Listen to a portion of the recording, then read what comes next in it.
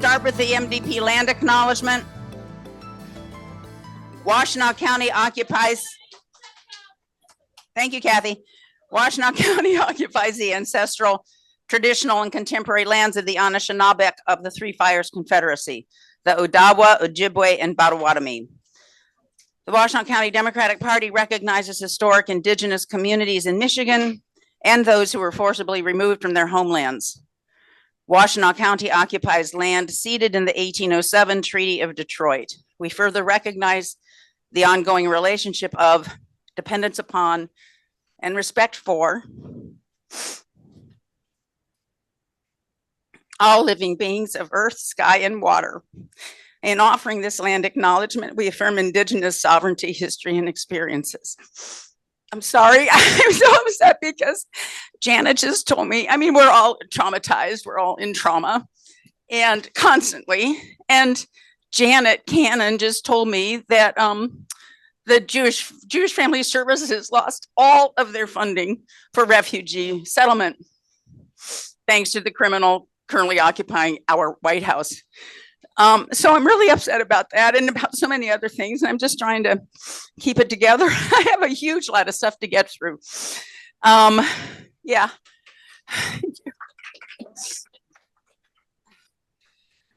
I was telling somebody, thank you, Larry. I was telling a couple people that I haven't cried since this happened. And I was at an event at UMA on Wednesday night, and there was music. And that was the first time that I cried. And I thought, shoot, I can't start. I can't start because I won't stop. And then and I just was holding it together. And Janet comes up and tells me this horrible, horrible thing. So I know we're all frightened and we just all have to stay together. I want to welcome Shannon, who's a new participant here. He's a veteran. And one reason he's here is because he's worried about what this administration is going to do to veterans. And we're all afraid of all kinds of things that this administration has in store for us. The idea that Pete Hegseth is a Secretary of Defense is an insult to everyone in this country, and especially people in uniform and who have been in uniform. Okay, so I have several things to talk with you about, and please ask questions and step up as you like. I have it local, state, and national. First of all, local, we are doing strategic planning. We have a new board, as you know. We just started meeting in January. Is this, no, it's okay.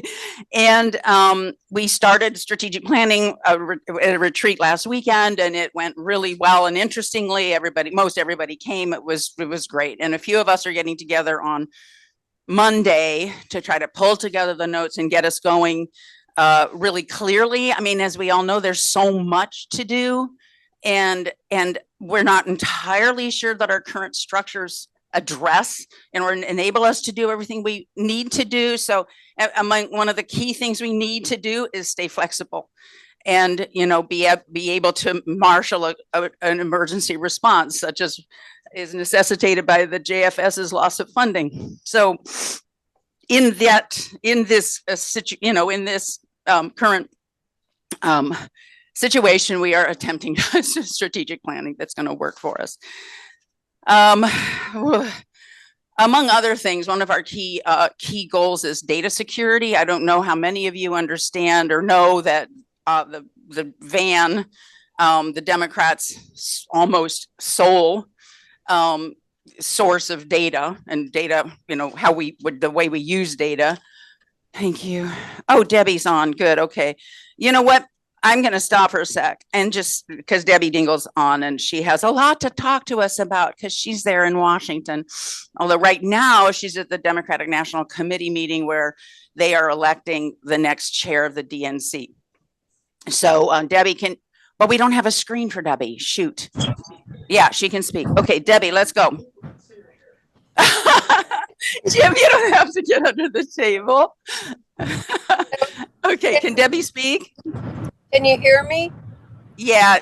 Okay. Good morning, everybody. And I'm not at the DNC. I'm on the way to give the eulogy for Jack O'Reilly. the former mayor of Dearborn, and it will be about Monday. I will have given 4 eulogies this week. It's been a really tough, hard week in every single way. And it was really important for me to be with all of you. We have to be smart. I want you all to realize he's only been president for 11 days.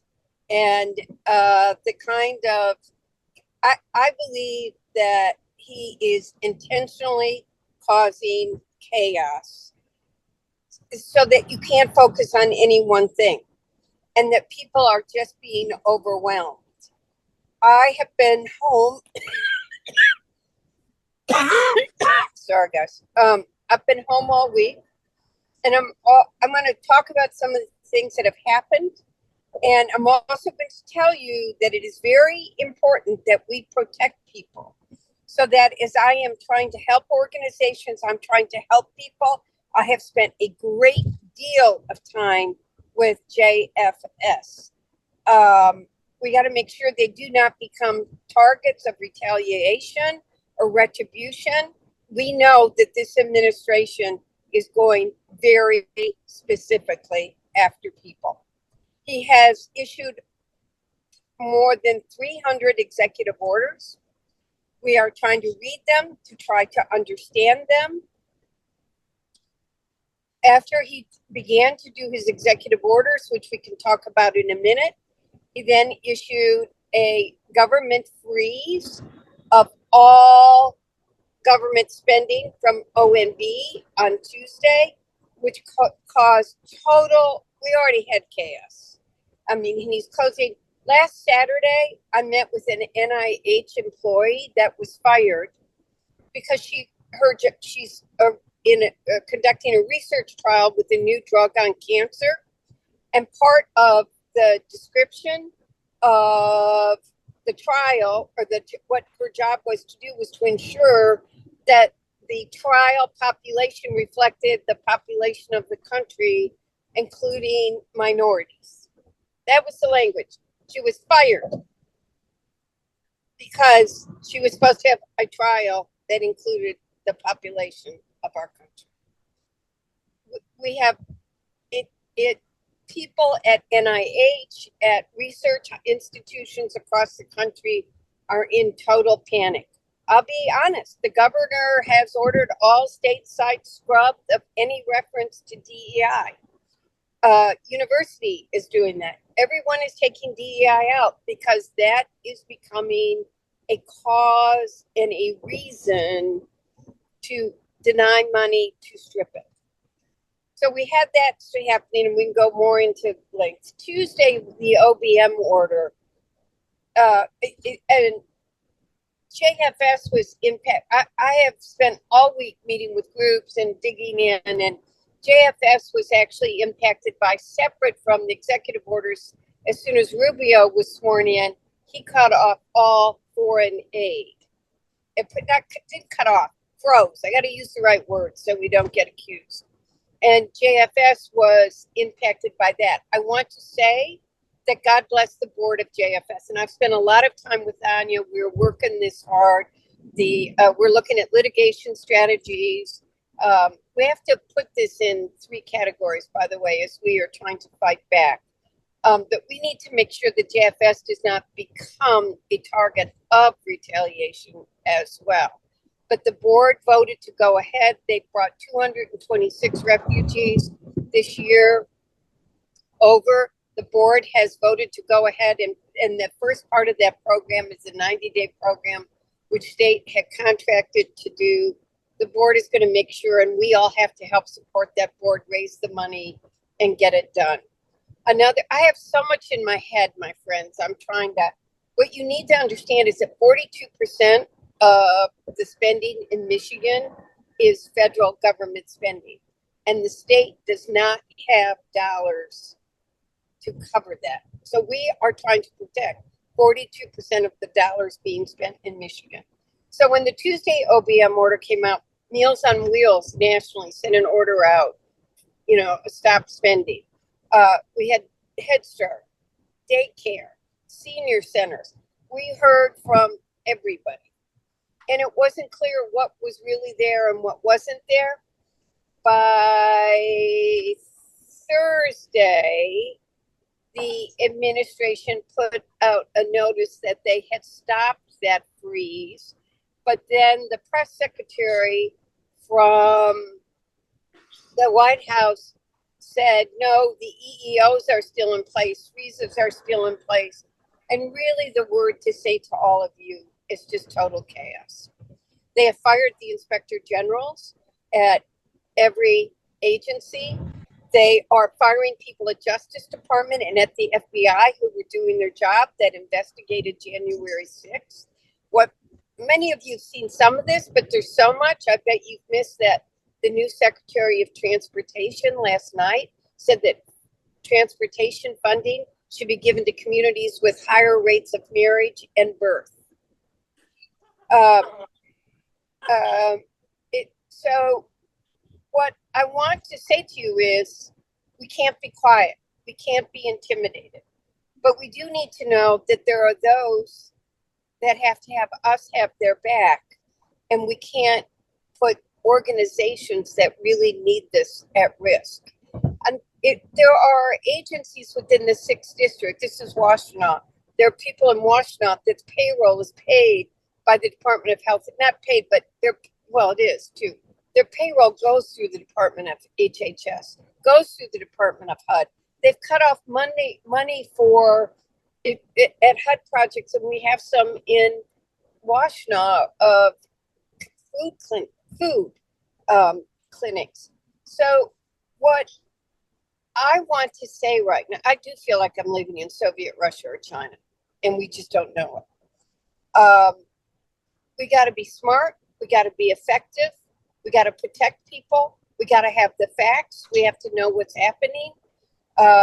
We have had 2 federal courts that have stopped the OBM freeze.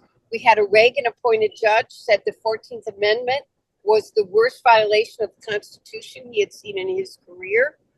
And what they're trying to do is flood us. They want us to have so much we don't know what to do. We need to be smart.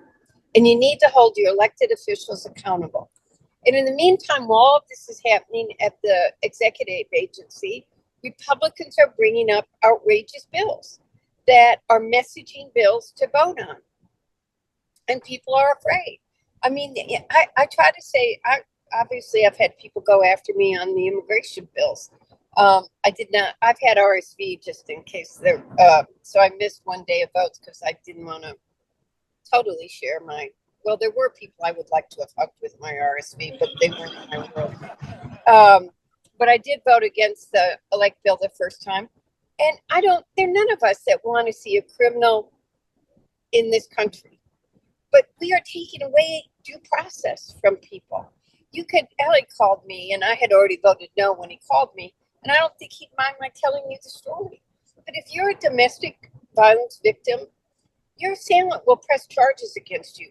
When the law enforcement responds, they take it all down and they let the prosecutor's office sort out who's the victim, who's the assailant. But because that assailant presses the charges and accuses the victim of stealing a phone, that victim could be deported. They have no due process. They have no rights. Fundamental principle of our Constitution is due process. And we cannot become so intimidated that we are afraid to tell the truth or speak up. But we got to be smart. We got to protect people. Washtenaw County is a unique place, and we are not afraid to speak up. But we're going to have to be organized. We're going to have to be smart, and we're going to have to protect people in our communities. So I can tell you, I screamed at my leadership about how we needed to get some backbone and balls. And I know I'm not supposed to use that word, but somebody said to me I had them, and I said, well, I don't, but I guess I do. But I'm also trying to protect a lot of people in our community. And there are a lot of people that are scared and could be targeted. So I'm working hard with our leadership or lifting up the human stories. There are Like, we have to put the human face on this for people in our community see who's being impacted. But you need to remember that not everybody can be the human face because they may get targeted. So I'm asking you to share stories. I'm working with a lot of people to get those stories. We're trying to be effective in telling those stories. There is a litigation strategy. Like, Congress does not, just so you know, like on the OMB freeze, we don't have standing. And we are, but by the way, we are going to, money has been appropriated and authorized, and we are going after that and what he can do to the Congress and what he can't. We've got lawyers looking at that. But on the OBM freeze, an injured party has to be the person that actually files the lawsuit. There have been a number of lawsuits filed. We have attorney generals. Dana has been very active out there with her brothers and sisters and AGs. They have filed a number of lawsuits. And we got to get the data. I need to know everything. I'm keeping lists and trying to, get the human stories, know the nonprofits, protect them. And we just need to really, I am so outraged that I think, I don't remember if I even said this to you all. Elon Musk has gone on to the Office of Personnel and Management, not an elected person, not a government person, but has gotten control of the data of every federal government employee in the country. Their ID, their social security number, their appraisals, their jobs, their home addresses. We got to be effective, gang, and we know how to be effective. I'm working it hard. I want to hear from all of you. I'm trying to protect people. I'm trying to get lists, and we are not going to be quiet. Debbie, Theresa, you mentioned three like strategies. Are there like three specific strategies you wanted to highlight? Well, communication. So telling the stories, lifting them up. Litigation. Okay. And then we're doing legislative too. Okay, and legislative. Okay. Debbie, is Russell Vought going to be confirmed as chair of OMB? I don't know. I'm not a senator. I hope you're asking your senator's question. No, yes, for sure. I know you have a crystal ball. Are there other questions for Congresswoman? Yeah, Cheryl, go. Hi, Debbie. This is Cheryl. Debbie, do you know? I can't hear it.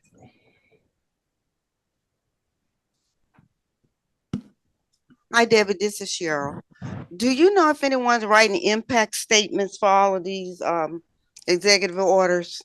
Because if we know what the impacts, if we all had the same impact statement, we all be on the same message.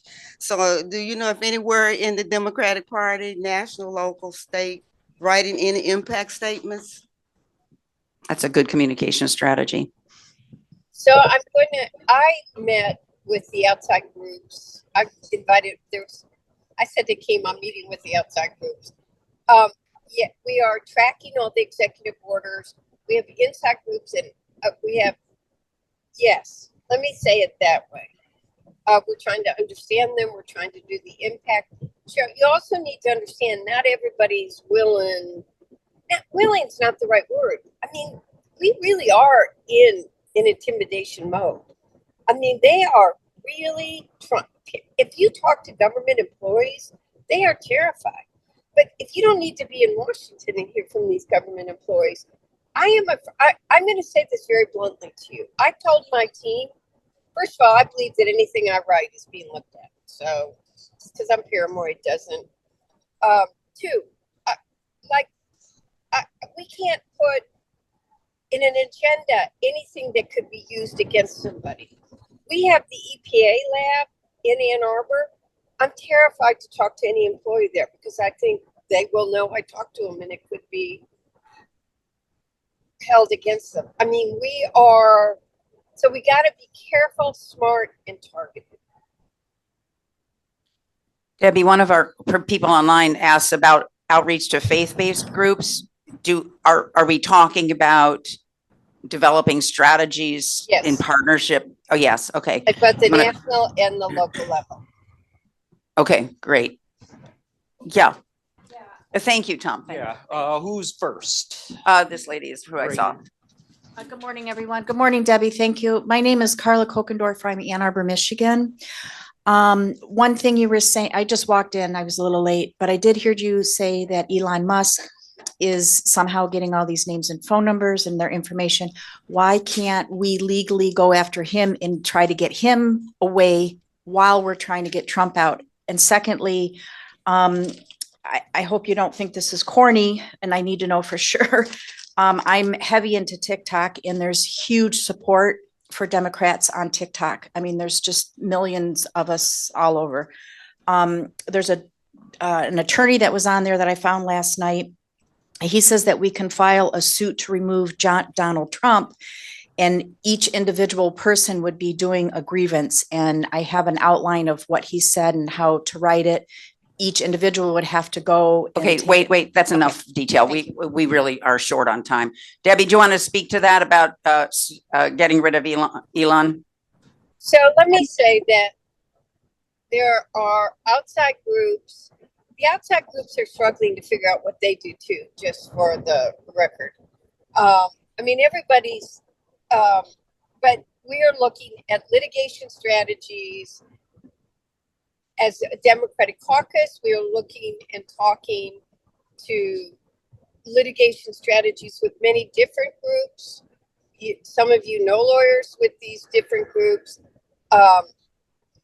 People are trying to, I mean, I want you to understand, I got to be really careful here, but you know, they're going after people's 501c13 strategies. Yes, everything's being looked at in terms of litigation, and we got people that know that we got to file it. We got very strong AGs. I want to thank our AGs for having, I'm using the word balls too much, but it does take some of that right now.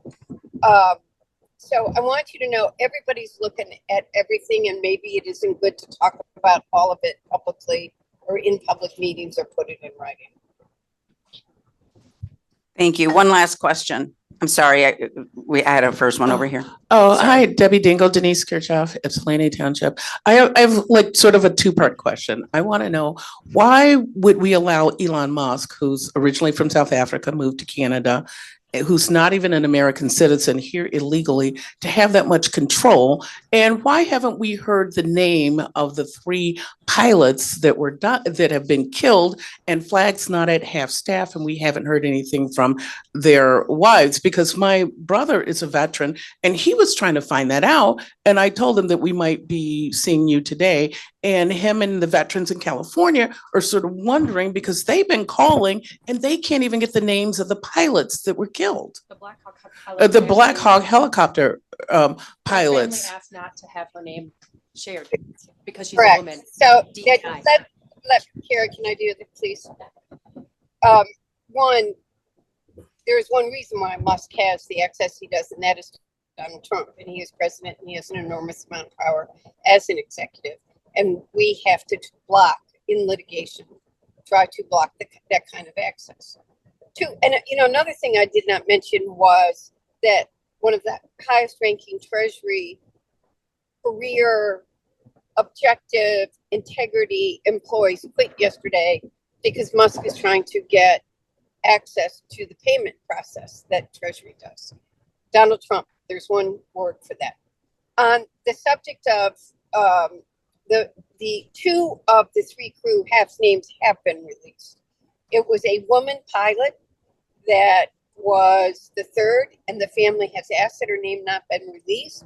And quite frankly, there was a lot of misinformation, which is out there, that it was a transgender pilot who had been died. The transgender pilot is not dead. She has said it is not her, but the kind of hate and vitriolicness and threats, the family has asked for their protection, that name not be released. All right. Thank you. Thank you. Thanks, everybody. Debbie, thanks for all you're doing. I think about you in Washington all the time, and I don't know how I would do it. I don't know how I could do it. So thank you. A round of applause for our Congresswoman, please. Guys, we are in this together. We are not one, we are us. And we have got to be smart, effective, tough, directed, and we cannot be silent. We cannot be silenced. That's what I'll end with. Thank you. Thank you very much. All right. So I'm going to zoom through the rest of it. We only have until 10:30. I want the panel to start right no later than 10:30. And we've got a lot to get through. First of all, I want to say, so strategic planning, you know what? Write to info@Washtenaw Dems. If you have like urgent, like you think we urgently need to think about info@washtenaw.dems.org. Janet, if you'd put that up too, that'd be great. So info@Washtenaw Dems, if you have, you want to talk to us about strategic planning issues, send it to that. Okay. And we'll get it. And I'll fill you in more on that next month, I guess. You guys need to know about, we have a convention. We have 2 conventions coming up. Okay. We have one next Saturday, a week from today. And that's a membership. It's a county convention. Sharon, if you want to say something, that's great. It's been in the newsletter for several issues of the newsletter. There's more detail that we will send to you by email to all members. All right. We'll send you by email. And that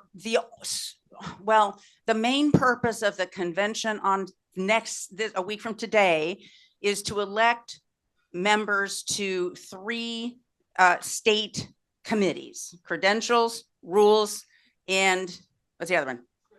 Thank you. Resolutions. Right. So that's the main thing. Another thing we will do at that meeting is consider resolutions. And hello. We will consider resolutions either coming from our members or coming from the MDP. We haven't had any resolutions coming from the MDP. I want to be super, super clear about 2 different resolution processes.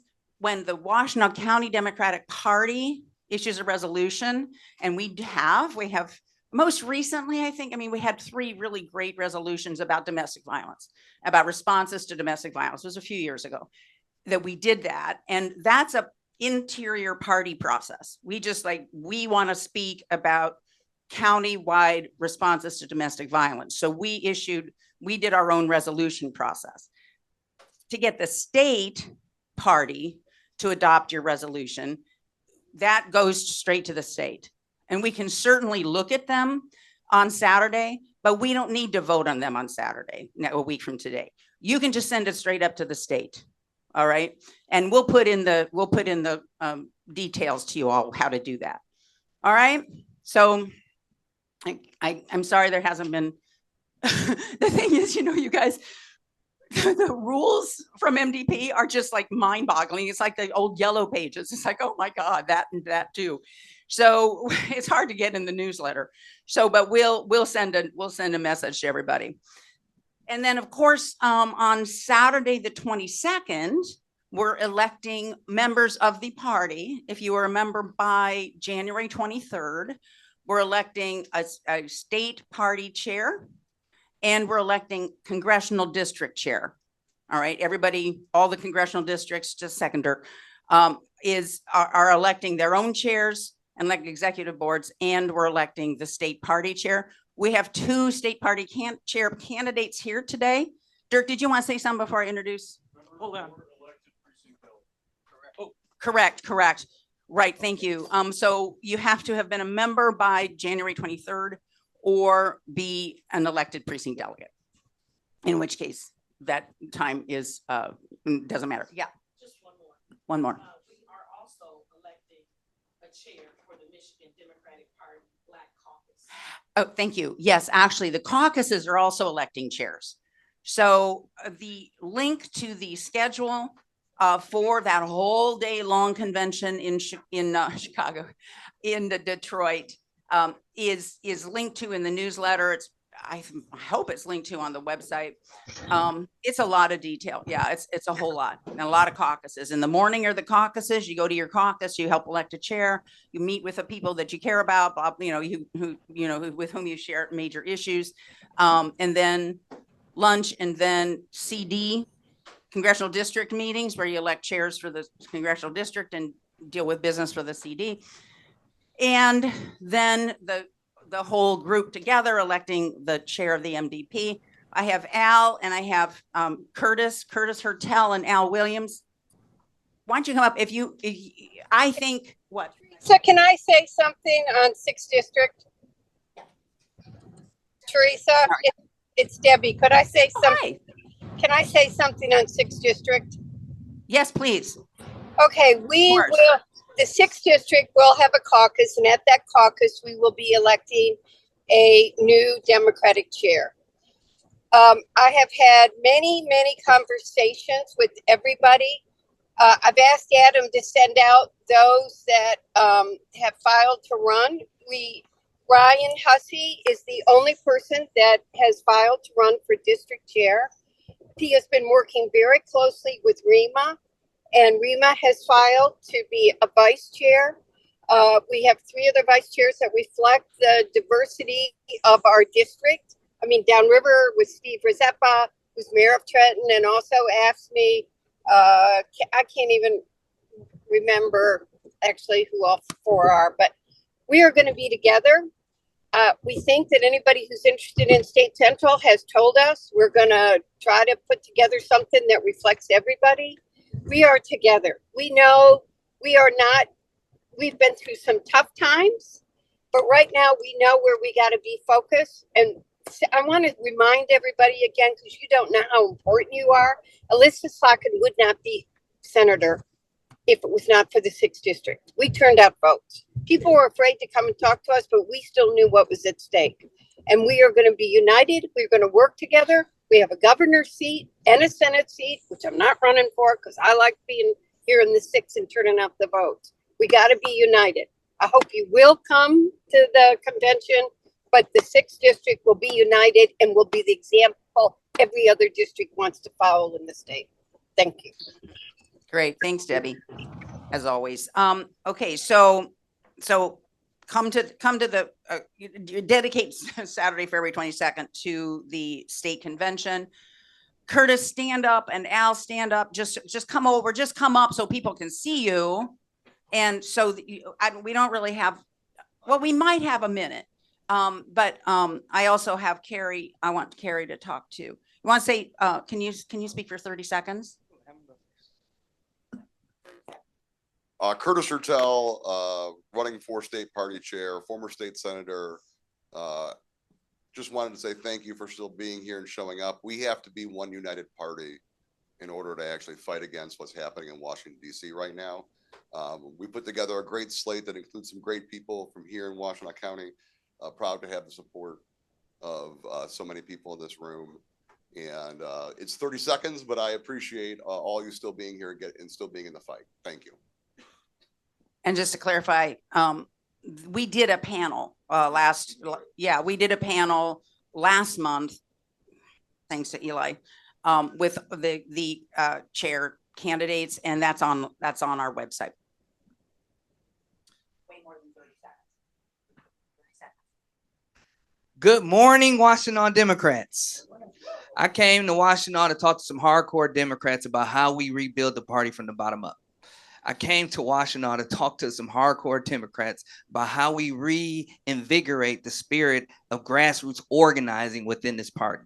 I came to Washtenaw to talk to some hardcore Democrats about how we value the voices, the votes, and the grassroots organizers that have led Michigan right here in Washtenaw. My name is Al Williams. I'm running for chair of the Michigan Democratic Party so we can start winning again, so we can start valuing our members again, so we can reinvigorate that spirit of grassroots organizing again. And you're right, it starts in Washtenaw County. Thank you so much. Thanks, Al. That was really good. All right, thank you. Thank you. All right, you guys know where to find them. All right, so thanks for being here, both of you. I really appreciate it. I want Carrie and Sue Shink to come up. Speaking about Jimmie, talk about fighting, right? We have fantastic state legislators who are fighting about getting to the governor's desk 9 bills that were passed in the last legislature that the new speaker is, look at everybody's up here. That's great. That the new speaker, who's a Republican, as we sadly know, is holding up and refusing to send to the governor for her signature. So we have movement on that. So let me let you guys speak for.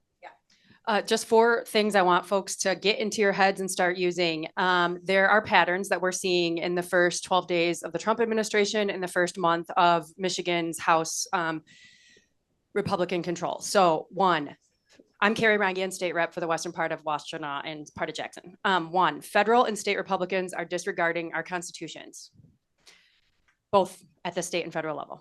Republicans are creating problems so that they can fake fix them. They're creating problems so they can fake fix them. Republicans know that they are on the wrong side of the will of the people. They're showing this by wanting to overturn multiple election access ballots that we've had in the last few years. And they're showing this by wanting to rip away minimum wage increases and earn sick time. These are things that the people of Michigan want, and Republicans know that their unpopular policy is against the people's will. And Republicans are controlled by a few billionaires who just want to rob us to make themselves richer. Pick any one of the 4, say it. It's happening at the federal and the state level. Say it repeatedly. Hi, I'm Sue Schenk. I represent the 14th district, which covers half of Washtenaw County and Jackson County. And one of the projects I've been working on really hard since I've been elected, and I will say, I don't think that we would have a Democrat in the seat without Curtis Hertel. And so I want to thank you for all the support that you gave me. And I see myself as a grassroots candidate, although I have served this county for many, many years. I started out just helping my neighbors, and I still see things that way. I'm not supported by corporations. And I just want to say that without Curtis Hertel, I don't think that we'd have a Democrat in that seat. So I'm there, and there are a lot of prisons in my district, and there are a lot of corrections workers. And so I've been working really hard to get pensions for corrections workers. And the reason that this is important is because a lot of the prisons are understaffed so much that like a third of the corrections officers aren't there. And it's for everybody who's like, well, there are a lot of prisoners in those prisons. I care about them. And I want to tell you that I've also been instrumental in changing the way that MDOC treats reentry, and also have increased the opportunities for prisoners who are within the system so that they're getting a college degree or vocational education while they're there. So this is a big deal. But we also need the corrections officers to keep the prisoners safe. So that was one of the bills that I had worked on. We passed it to the House. We passed a whole bunch of over 200 bills to the House, and because of some bad behavior on that side, not due to any of our amazing House members, the Senate stayed and voted on House bills. And so we got 88 bills passed during lame duck. And I just want everybody to know that my father had a heart attack during that time, and I stayed in my seat and I got my work done. So most of those bills were passed over to the governor. There were 9 that were held back. I don't know why. I would like to know why. If anyone knows why, please tell me. But what's happened now is that the current Speaker of the House, Matt Hall, is unconstitutionally holding on to those bills. And it's a little bit of a long story, but I want everyone to understand. Our Constitution, which governs all the legislators' behavior, says every bill passed by the legislature shall be presented to the governor before it becomes law. And the governor shall have 14 days measured in hours and minutes from the time of presentation in which to consider it. So this section also goes on to talk about whether the bill is presented at the beginning or, like at the end of a session or not, which doesn't address this issue. The clerk shall present the bills to the governor. That hasn't happened. Matt Hall has said that he is holding them back for legal review. BS. The legal review should say, get them to the governor. And so we authorized our leader, the Senate authorized our leader to sue Matt Hall and the clerk or whoever needs to be sued to get them to move. And these bills, I talked about the corrections bill. There's another one that would help lower healthcare costs for public employees, including teachers. They've just been slapped with like a 30% healthcare increase for their insurance. And these are positions that we're already seeing trouble staffing. And then another one, which is kind of a crazy one, was the ability for Wayne County to be able to put a millage on the ballot so that they could fund their museums. So this is really bad, unconstitutional behavior by the Republican speaker. And sometimes people, and I'm almost done, sometimes people will say, do the Republicans really believe this stuff, or are they just messing around? And I guess I don't know what they believe or don't believe. But what I can tell you is that they're getting up and they are very boisterously defending this bad behavior, violation of our Constitution, for bills that their colleagues, because these were bipartisan bills mostly, voted for. And they're also defending Trump's bad behavior, and they don't give an SH asterisk T, because I know there are kids in this room. They don't care. So we need to fight hard. And so I also want to give everyone my phone number. This, if you have my personal phone number, you can contact me there, but this is the office number, 517-373-2426.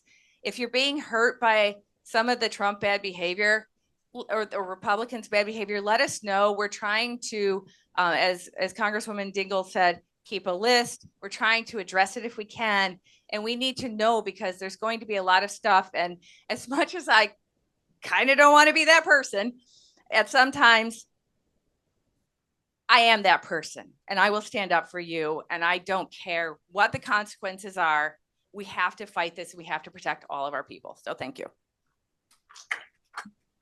Thanks, Sue. Okay, we have 3 minutes until the panel. And I have, you're on the panel. So let's just okay, great. So in fact, why don't you, all the panelists, why don't you come on up and find your name and get seated, because we're pushing it here. I want to say a few things. One, about events. That's another thing that we're really keen on doing more of this cycle, because we need each other so much. Kat Hadley and Mary Halsham. Mary, where are you? There she is back there. Our events co-chairs. That's another one where if you have an event you want us to do, or you think it'd be fun, we're doing a combination of fun and serious events, like something about immigration, right? Like bringing together immigration proponents in the county. So fun. And also we are just now starting a kids corner at our Saturday morning meetings. So we want everybody to know that if you have kids, go ahead and bring them. Yeah, right back there behind curtain number 5. There's our kids corner. We'll have, crafts and so forth. So, and the other thing, one last thing I want to say before I turn this over to who's chairing this panel? Debbie, you. Good, Dana. Okay, cool. All right. One last thing I want to say is that, and Debbie mentioned this, but I have a daughter who's 28, and she's like really confused about when she should have a baby. She wants to have a baby. And she's like, but not now, in a couple years. And will she have reproductive freedom in a couple years? And I said, you know what, honey? If we elect a Democrat, if we keep a Democrat in the governor's seat, you're probably going to be okay. And if we don't, you won't, and we'll just have to move to Massachusetts or whatever. But so the gubernatorial election could not be more important. We have got to keep a Democrat in that seat. As you all know, Jocelyn Benson has filed to run for that. And unfortunately, the mayor of Detroit has decided he's going to abandon his party and run as a spoiler, as an independent. Hopefully, attacked his party. Hopefully we can change his mind about that and let him understand that that would really ruin his reputation for the rest of his days. But anyway, so that's a huge thing that we're obviously focusing on. I mean, Senate too, US Senate, of course. And we have words about our US senators right now. But anyway, I think that's it. I'm going to have to hand it over because there's so much. Here you go.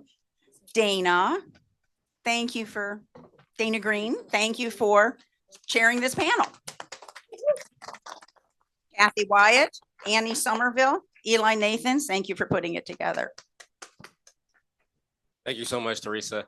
So I just want to take this opportunity to introduce myself. My name is Dana Green. I'm a newly elected official in Superior Township. I was just elected trustee this past November. So thank you so much. Thank you.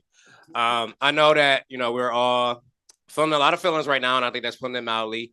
And I know that we all recognize the fight that we have ahead of us. And I think it's times like this, I reflected, on the first 4 years of the Trump administration and where I am now. And I think the first 4 years, I was mad every day, all day. And I'm still mad. But, it's as I've matured and I've experienced the Trump administration, the Biden administration, now back to Trump again.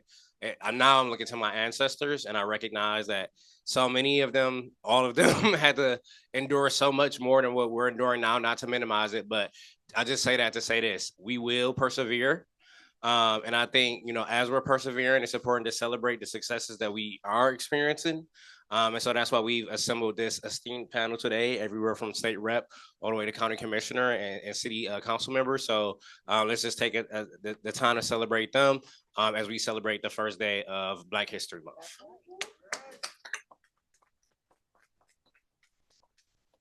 So with that being said, I'm going to actually go ahead and ask our esteemed panel to introduce themselves. There should be a mic right here in front of you, Rep. Foreman. So I'm going to ask you to go ahead and start. And then if you want to just go ahead and pass it down the line, that would be great. So, good morning, everyone. I'm Representative Morgan Foreman, representing the 33rd House District, which comprises Southern Washtenaw County. Very proud to be here now, just getting started here in Lansing after working for 3.5 years for former State Representative Felicia Brayback.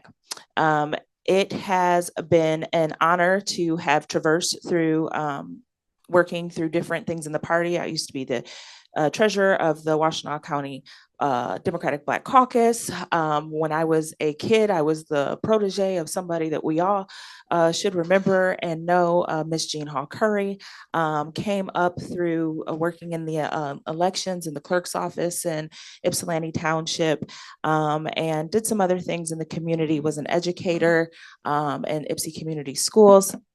And so really my path here, just like to answer the question as it was written, has been different than a lot of other people. I was talking to someone the other day about paths to, running for office. And a lot of times we see this, kids get involved, they go to school, they're involved in their college Dems, and then they, go run for office, and that's all that they know. And that's fine, but we have to have people with real lived experiences. And the thing about being a Black elected, I think that we'll all echo, is that we've had some really interesting lived experiences that have made us a catalyst for change in our communities. So with that, I'll pass it on to my colleague here, and then we'll, get through the rest of the panel. Thank you. Good morning. Jimmie Wilson Jr., State Representative out of the Ypsilanti area. That's the 4819-748-1998 zip code, Ypsilanti Township, Ypsilanti City, and parts of Pittsfield and Superior Township.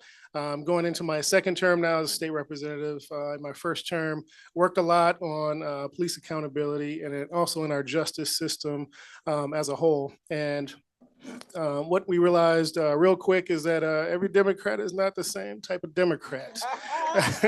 And you've probably seen some of that in our lame duck session that we had. And so it's a reality check of making sure you get the right people in the right positions, and making sure that you plan ahead and vet everyone accordingly. And so I'll go more into legislation, but I'm just glad to be here, and thank you for having this panel.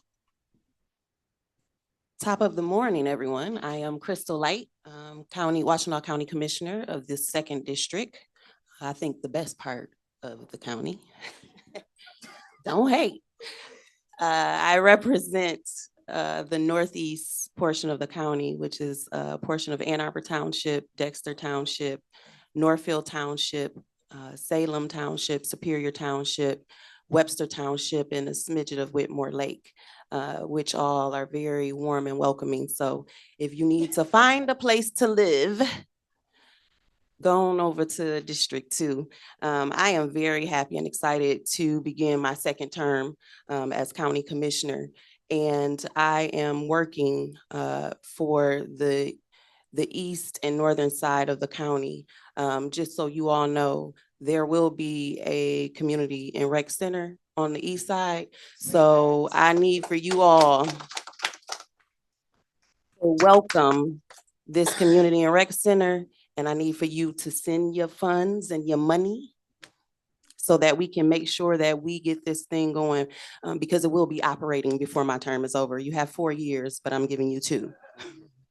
And one more thing, I want you all to practice saying top of the morning, because I was told by my intelligent brother, we have to stop saying good morning, because back in slavery, the slaves would be awakened, and they would the owners would come in and say that was some good morning, wasn't it? Because they were mourning over how some of the slaves were beaten, killed, and they say, oh, that was a good morning. That was some good. So go on and do some good morning because your people were killed. So let's try to practice saying top of the morning. Howdy, how you doing? What's going on? So just remember that. Yes, you may. My number is 734-780-6679. I do answer my phone. You can text me. My email is Lyte, Lytec, @washtenaw.org. I respond. I really do. So don't be surprised when I pick up on the first ring. Good morning. It is still morning. My name is Caroline Sanders. I am Commissioner for District 4, which encompasses all of Pittsfield Township and about 10% of Ypsi Township, specifically Precinct 1 in Ypsi Township. I am starting my 3rd term as County Commissioner. I am still relatively a newbie, never considered myself to be a, I'm still not a politician. I'm a public servant, and I have been my whole life. I enjoy what I do. I like to say that it brings me joy and heartburn. I have been my whole life an advocate for the underdog.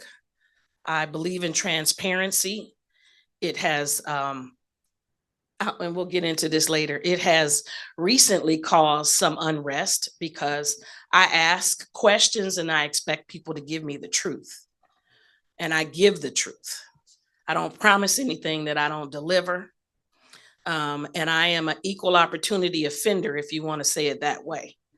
You can be friend, foe, family. I'm going to hold you to the same standard. That does not go well with many people.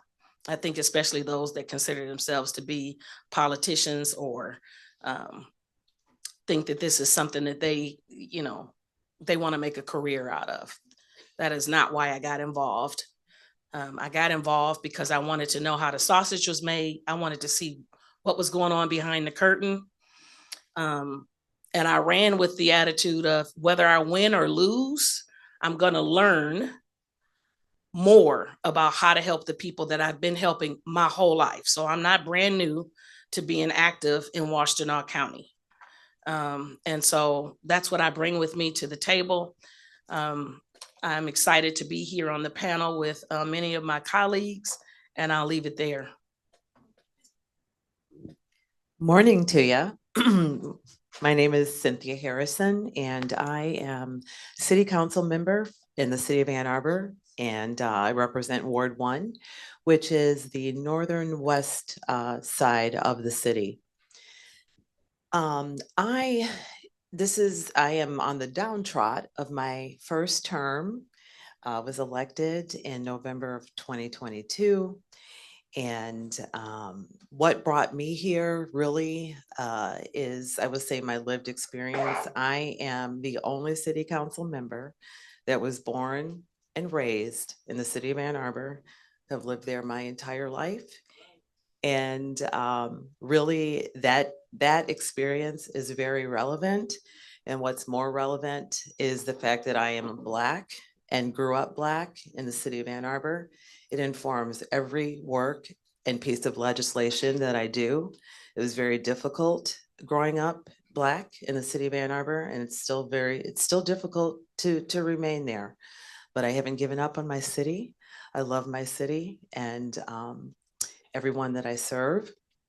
A little bit about me and the work that I've done at the city of Ann Arbor. Mostly, I'm known, I think, for the driving equality ordinance. I am the champion of the driving equality ordinance. That ordinance has received national recognition.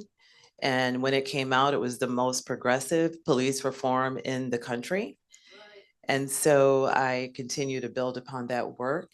Very proud of it. And we are currently, it passed actually, the driving equality ordinance passed on the 7-year anniversary of the killing of Philando Castile, the day that he was killed, and he was killed within seconds of that police stop.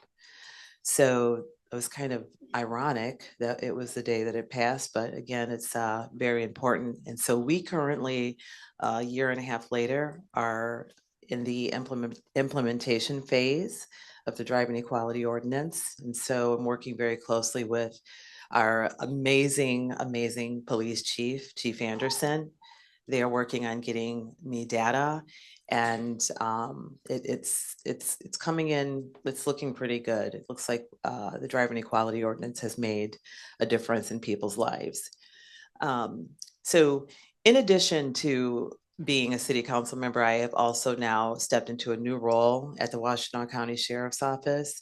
I am here representing as a city council member, but now I get to take my lived experience over to the Washtenaw County Sheriff's Office to serve our most vulnerable members of our community. And one thing I forgot to mention was the reason that I considered running for city council was because of the murder of George Floyd. When that happened, I knew that I had to get on the ground and get into some really good trouble, which I'm good at doing, getting into trouble. I actually kind of like it. It's good trouble. So I continue to get into more trouble as I finalize my first term and going into my second term. So thank you for having me today, and welcome. All right, well, hey, y'all. My name is Nicole Brown. I have the honor of serving as the mayor of Ypsilanti, the best thing in Washtenaw County. Sorry, Crystal. And so a little bit about me. This is my third term on city council, my first as mayor. And so I'm in my 11th year serving that great body. I too am no politician. I'm a public servant. I am a social worker who began in grassroots organizing and working for nonprofit agencies. My focus was on youth and families. And so started working at Ozone House out of graduating from Eastern Michigan University, and then was tapped by an outgoing council member who came to me and said, hey, we need younger voices. We need new voices at the table. It's my time to go, and I think you should run for office. And let me tell you, my first response was absolutely not. I have no interest in elected office, but in being in community and working alongside folks who were so passionate about Ypsilanti and our young people and our aging population, I really took a deep dive, talked with my family. Those of you who have a prayer life, I went into a little bit of prayer to figure out if it was the right thing to do, and made the decision to throw my hat in the ring. And fortunately, I was successful and have been there ever since. Ypsilanti is a gem. And my work over the years has been really focused on, like my colleague Cynthia has said, our most vulnerable populations, because that is my life's work. I currently work as a therapist, and I say I moonlight as a mayor. And so my work tends to overlap, especially right now with what we see happening in our country, and some of the most important things that are happening within our community. I mean, housing is a crisis across the country, but specifically in Washtenaw County, there are so many things that overlap with the work that I have spent my educational career preparing to do.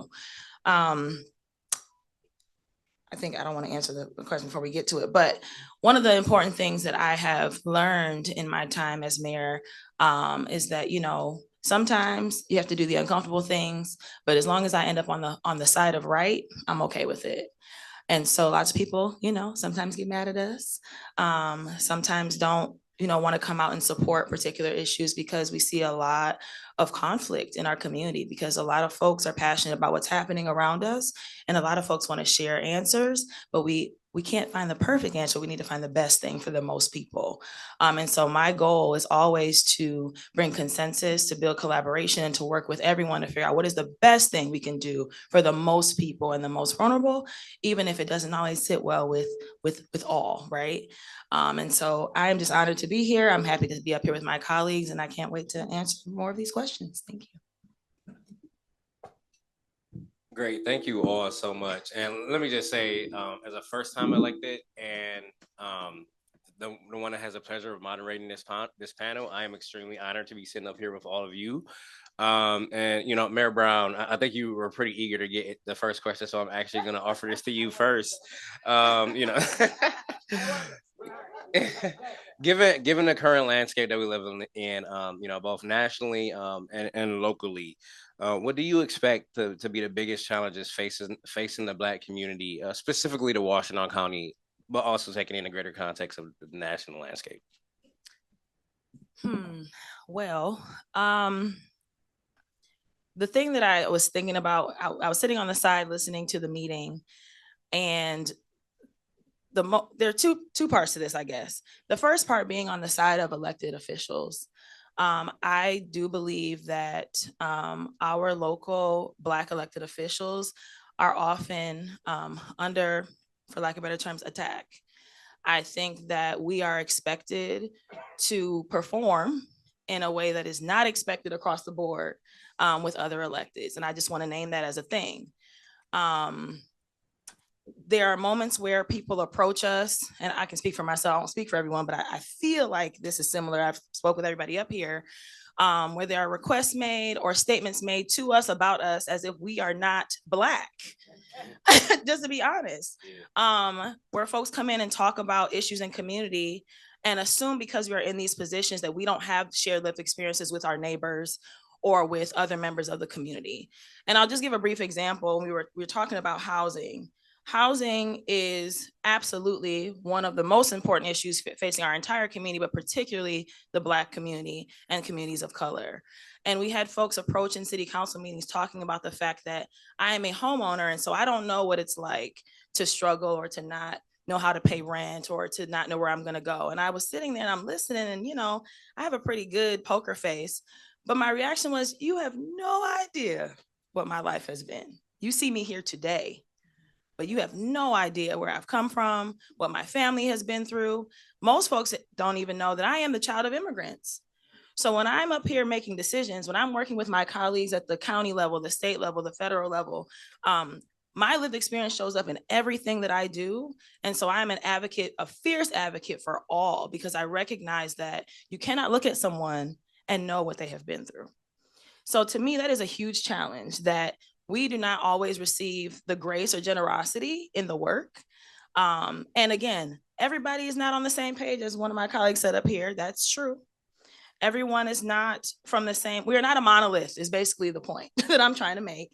And that is important for folks to keep in mind, that we still want to maintain our humanity as we do this work, first thing. The second, in terms of the community, when I go back to thinking about housing as just a basic human right, access to public bathrooms and restrooms, I think that as we have watched this administration shift, we were optimistic prior to be able to receive additional support, especially in a community like Ypsilanti that is kind of cash strapped, to be able to implement things that would be positive for our constituents, right? Like reopening our public bathrooms and or furthering other initiatives around housing development. I mean, we have done so much in the city to support unhoused folks or folks who are housing insecure. In the last few years, we have brought online almost 400 plus units of housing in Ypsilanti City alone. And that's not talked about enough. Thank you. All of which have affordable components, every single one. And so when we have folks approaching us saying, you need to do more, I beg the question about Are you going to other spaces and challenging them to do what you're challenging us to do?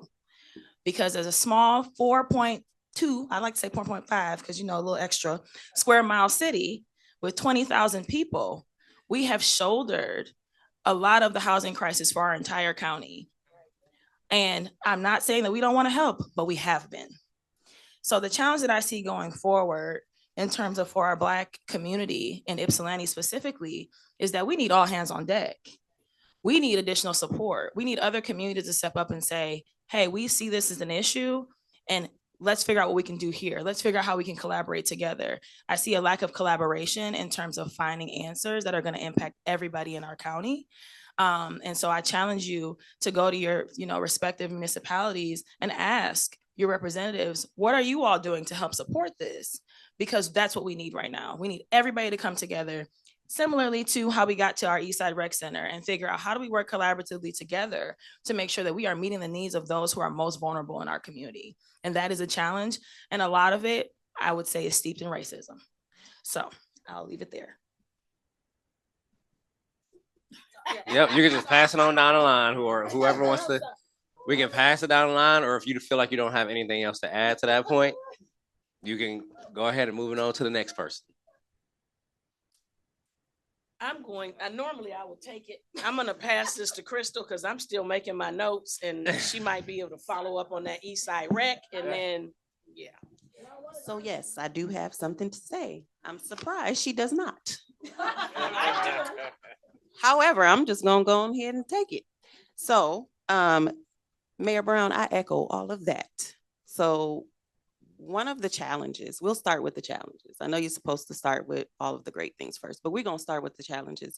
A challenge for one is just being Black. It's waking up, being this chocolate brown skin every single day. So that's one of the challenges. The next thing is others being okay and accepting that this is how I look every day and this is what I'm going to be. So acknowledging and accepting is another challenge. For our communities coagulating and coming together as one, knowing that we have one team, one goal.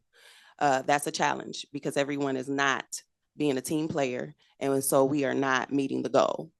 So that is for one or two or three, some of the challenges that we have. And there are many more that Mayor Brown has already touched on.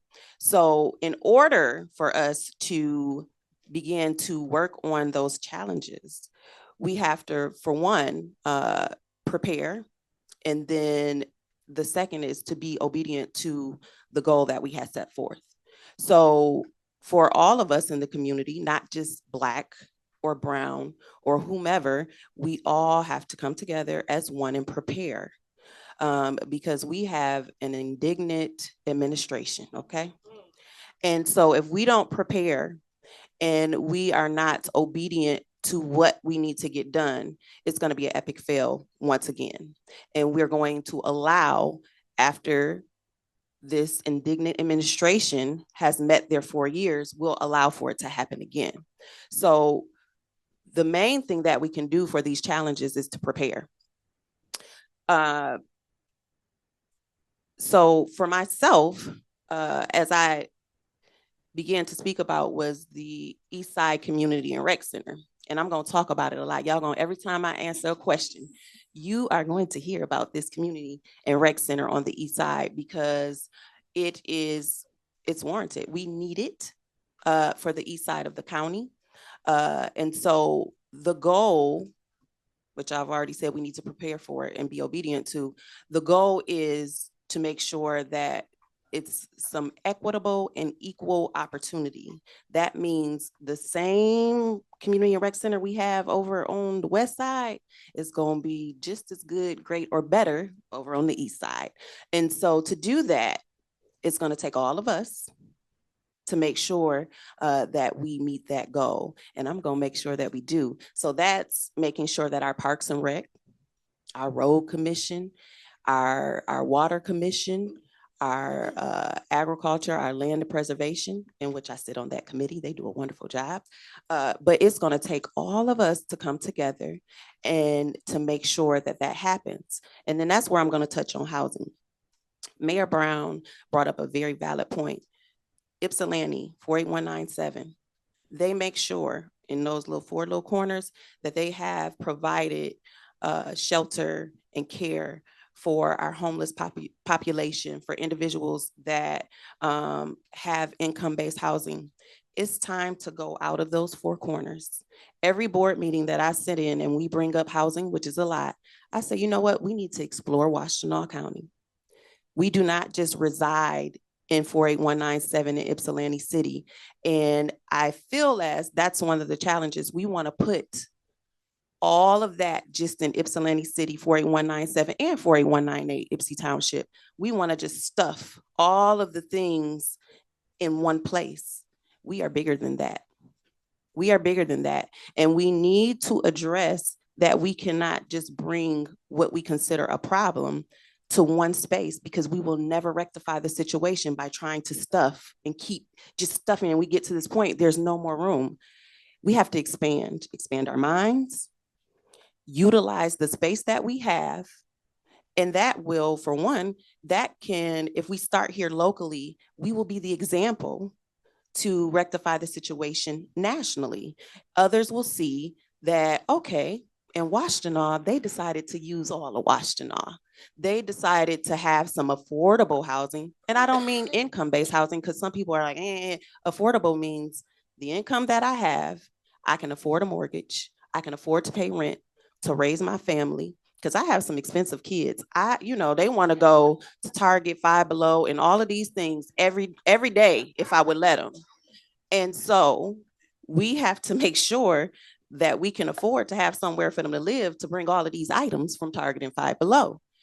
And we can't just do that in 48197 and 48198. So we have to make sure that we expand our minds and that we expand our resources throughout our county. And then that will start to eliminate some of the challenges that we have. So I will continue to work on and continue to say we need to expand. Come on over to District 2. I have some development ideas working with our laboring union that I am ready to put, I am ready to explode.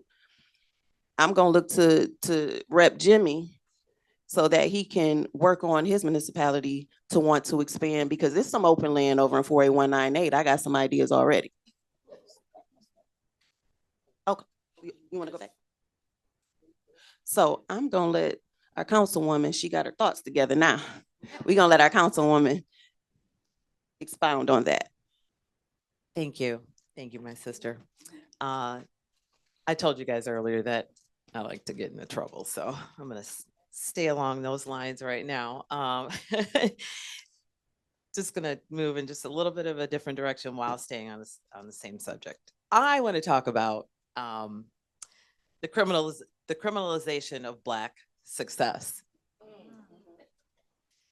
Right? We don't, but that's okay. I'll touch on it. And basically the daily policing of Black excellence. Just some things I experience, and I experience this a lot in Ann Arbor. My parents experience this a lot. I know we all do. One of the main things, the surprise reaction of, wow, you're so articulate. So articulate. And this is relevant. We all need to hear this. Like I said, I like to talk about the difficult things. So the translation to that is you weren't expected to be intelligent. Now, I have had my struggles. I will speak for myself. And it is relevant, and it basically informs my work. But the assumption of struggle, that must have been so hard for you. The translation to that is your success is unnatural. The diversity hire myth. You're only here because of DEI. And the translation to that is you didn't actually earn this position. The financial doubt. What do you do for a living? The translation of that is, how could you afford this? I get that a lot because I live in Ann Arbor. and I live in the neighborhood that I lived in, which my husband and I worked really, really hard over years. And prior to me being married, I was a single mother, and I bought my first home when my child was roughly 8 years old, after renting for many years, for my entire adult life. These aren't harmless comments. They are a part of the constant physiological resistance to Black advancement. And it's like death by 1,000 nicks. And what that does to Black people, every time we hear a microaggression like that, every time we hear a comment like that, it affects us. It affects our health. Black success is often treated as the exception and not the rule. And the assumption that Black people struggle to succeed does reinforce the belief that Blackness itself is a disadvantage.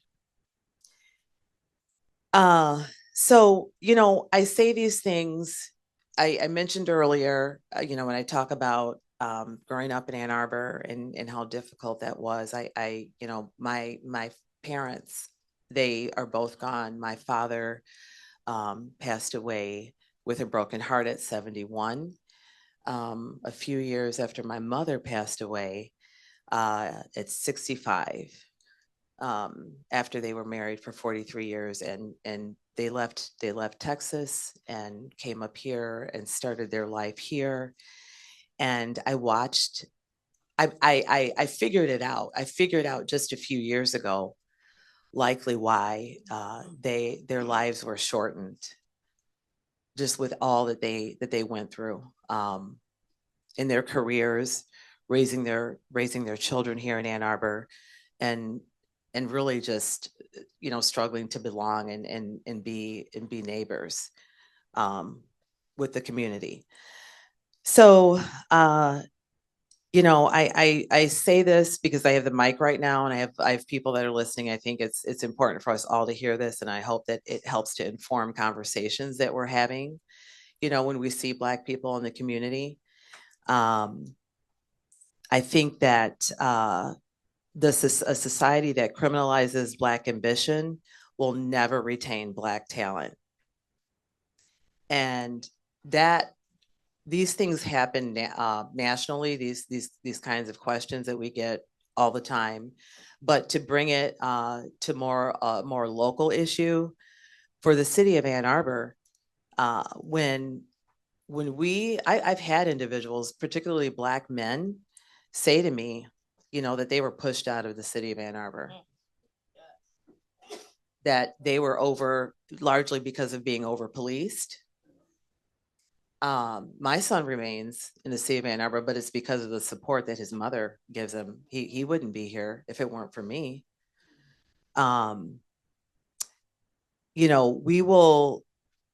We in Ann Arbor right now, it's a struggle, right? To continue, we're building housing, and, we get this question all the time of, what's really affordable? You call that affordable housing, but really it's not. We're working on workplace housing, we're working on affordable housing, market rate housing, and low income housing. But bringing this back to the criminalization of Black ambition and Black individuals just being over policed for living in their own skin, Black professionals will take their talent elsewhere. Black entrepreneurs who choose to invest in cities that welcome them. Black families who leave communities, they will leave them because they leave communities that don't question their presence. And when I was thinking about, running for city council, Kathy, thank you very much. 15 years, first Black city council woman in 15 years in the city of Ann Arbor. And Chris Watson, first Black city council man, I think in 28 years, I believe. Yeah. Yeah.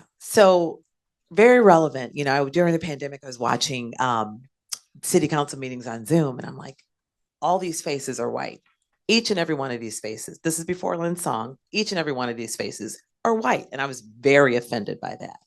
And my cousin in California said, maybe you should run for city council. And I'm like, yeah, maybe in 2028. Like, I don't think I'm ready for that right now.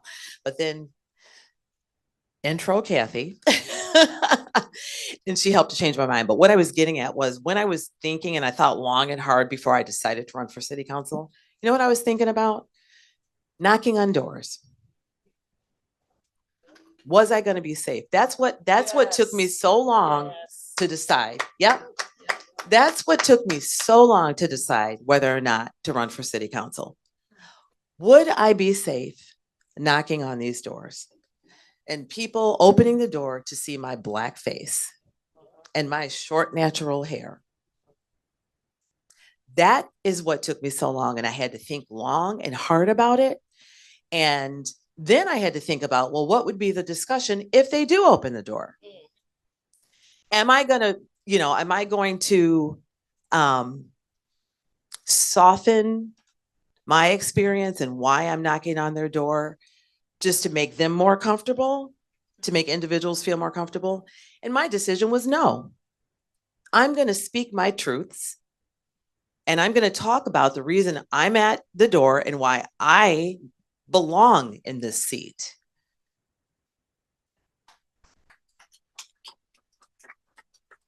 I did. I had a long conversation with myself. I'm going to get off I realized I need to stop talking. I'm talking too long. Anyway, I hope this makes sense. And I just hope the next Black person that you see outside of this room, that you think about the things that you're saying to them, because it has a deep psychological, physiological effect on them. So there you are. I'm just gonna push myself in front of Rep. Wilson. Fellow, I'm not anymore, but he used to be a fellow UAW member with me. I do want to address sort of the credentialing piece of being a person of color, a Black woman in public office.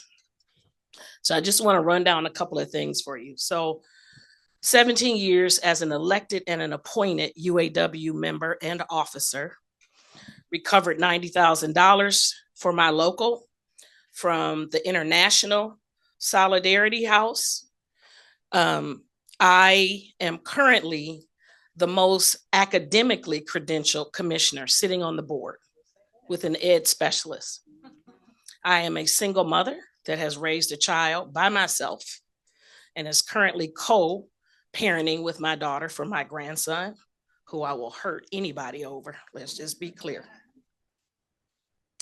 I financed my own first and basically second campaign and third campaign for this position. Although I was invited to run, I was not provided with any sort of financial support. So let me put some figures on that for you.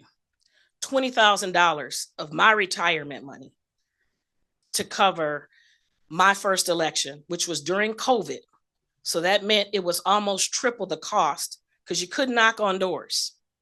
And if you've ever had to do a print mailing, one print mailing for me for 14,000 residents, and I've got over 30,000, was a $7,000 price tag. No payment arrangement up front. I have continued to finance my own campaigns. I am a vocal advocate for the east side of the county.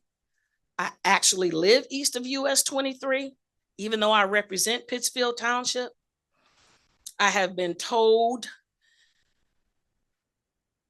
to my face, and I've been told by being thrown under the bus that I need to stay in my lane, that I should not be advocating for all of the Washtenaw County residents, which I have done before I was elected, and I will continue to do, and I make no apologies for that.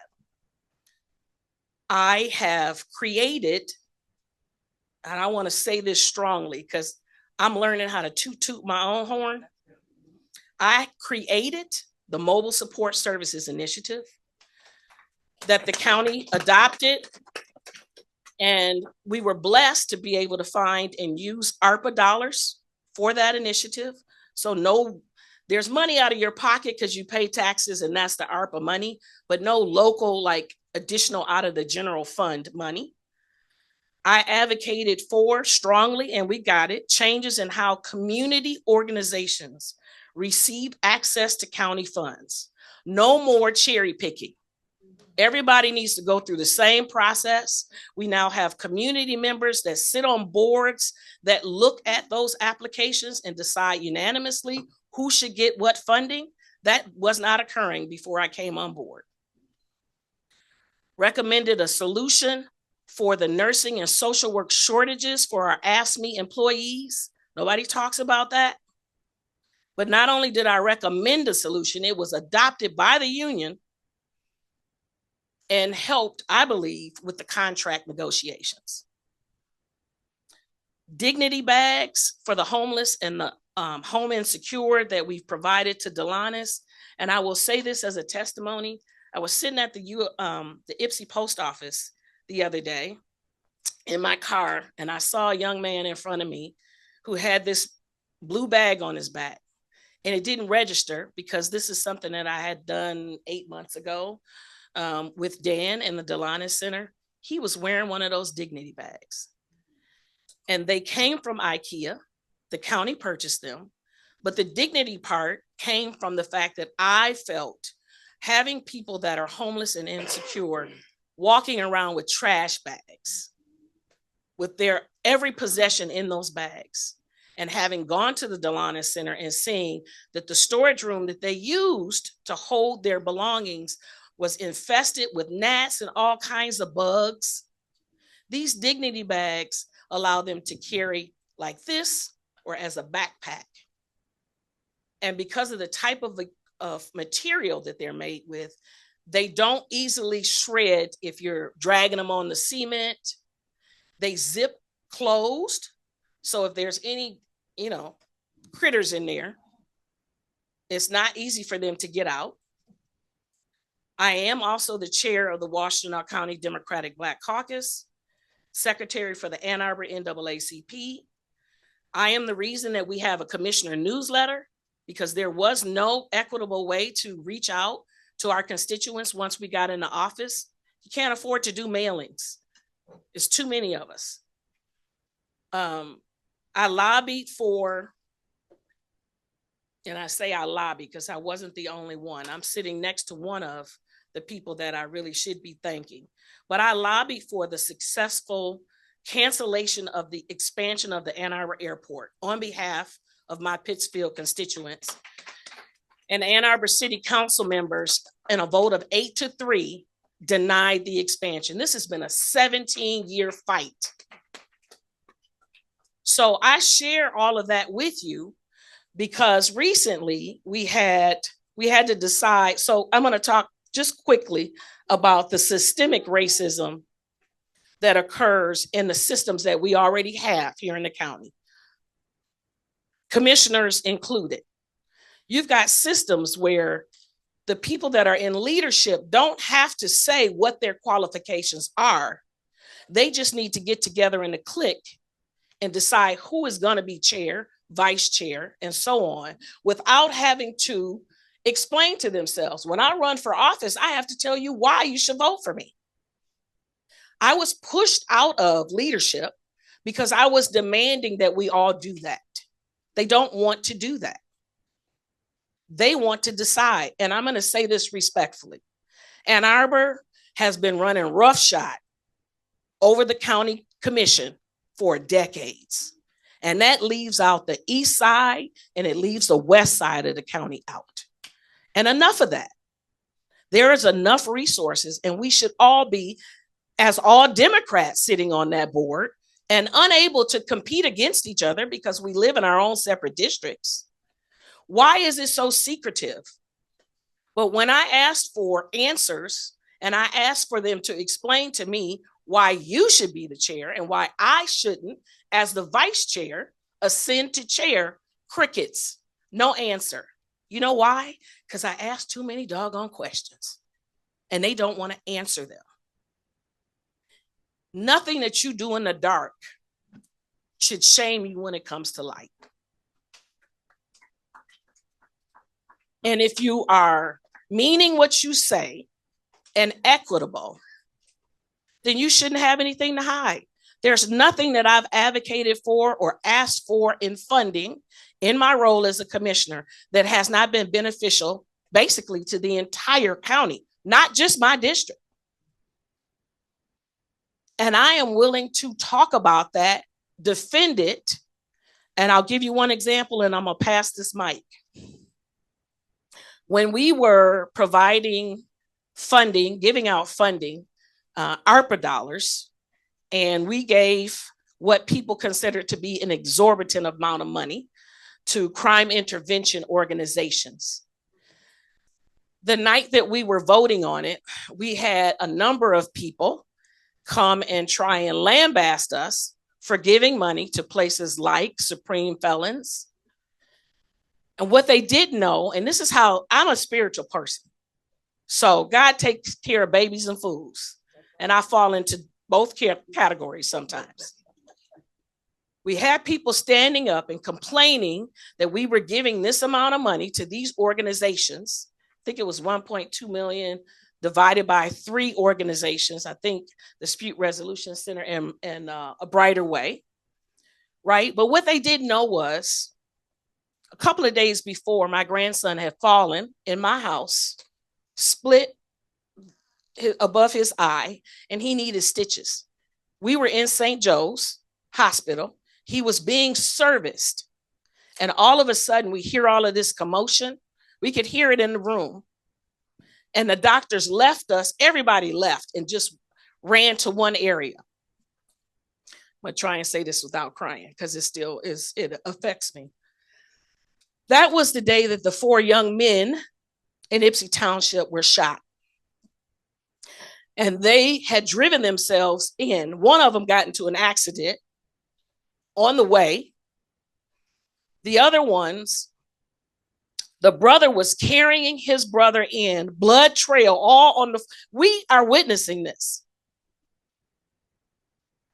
The people in the audience at the meeting that day and my fellow commissioners didn't know that.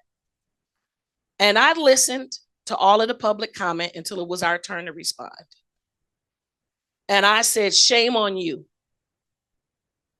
that you have a problem with us providing support and resources to organizations that have been doing the work for years without money from us and are going into neighborhoods to disrupt generational violence that many of you in this room wouldn't have the courage to go into those neighborhoods. And if that same violence were to roll into your subdivision, you would expect the commissioners and your electeds, you wouldn't care what the price tag was. You would say, fix it, stop this. So why is it that because that money mostly was in the 48197 and 48198 zip code, all of a sudden it's a problem? Because when you say those 2 zip codes, people know you're talking about people of color, mostly, right? By the time I got finished giving that testimony, and by the way, the young man that died was my daughter's friend's brother. We saw the ambulance bring him in, towel soaked in blood, no lights on. I am the wife of I'm the ex-wife of a police officer.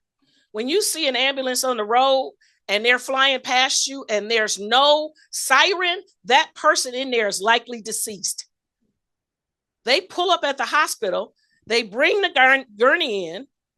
They're not rushing around him because he's already gone.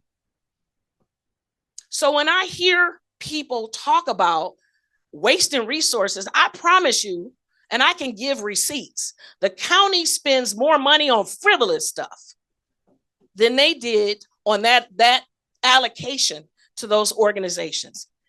And as someone that's an equal opportunity offender, not only did I stand up for those organizations, I also went to at least one of those organizations and said, you said we didn't give you the money. You have it now. You better do right with it.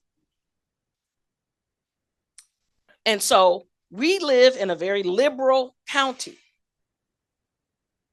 But when it comes down to it, I'm sitting next to folks that are transactional. Do any of you know what that means? When I need you for something, then I'll talk to you. I want transformational. I don't want transactional. I am the same across the board. And I don't expect to have to give tit for tat when I'm asking you to vote for something that makes sense for the residents. So as was said earlier, just because we're all Democrats doesn't mean we all act like it and play fair. And I'm going to stop there because I promise you I can write a book.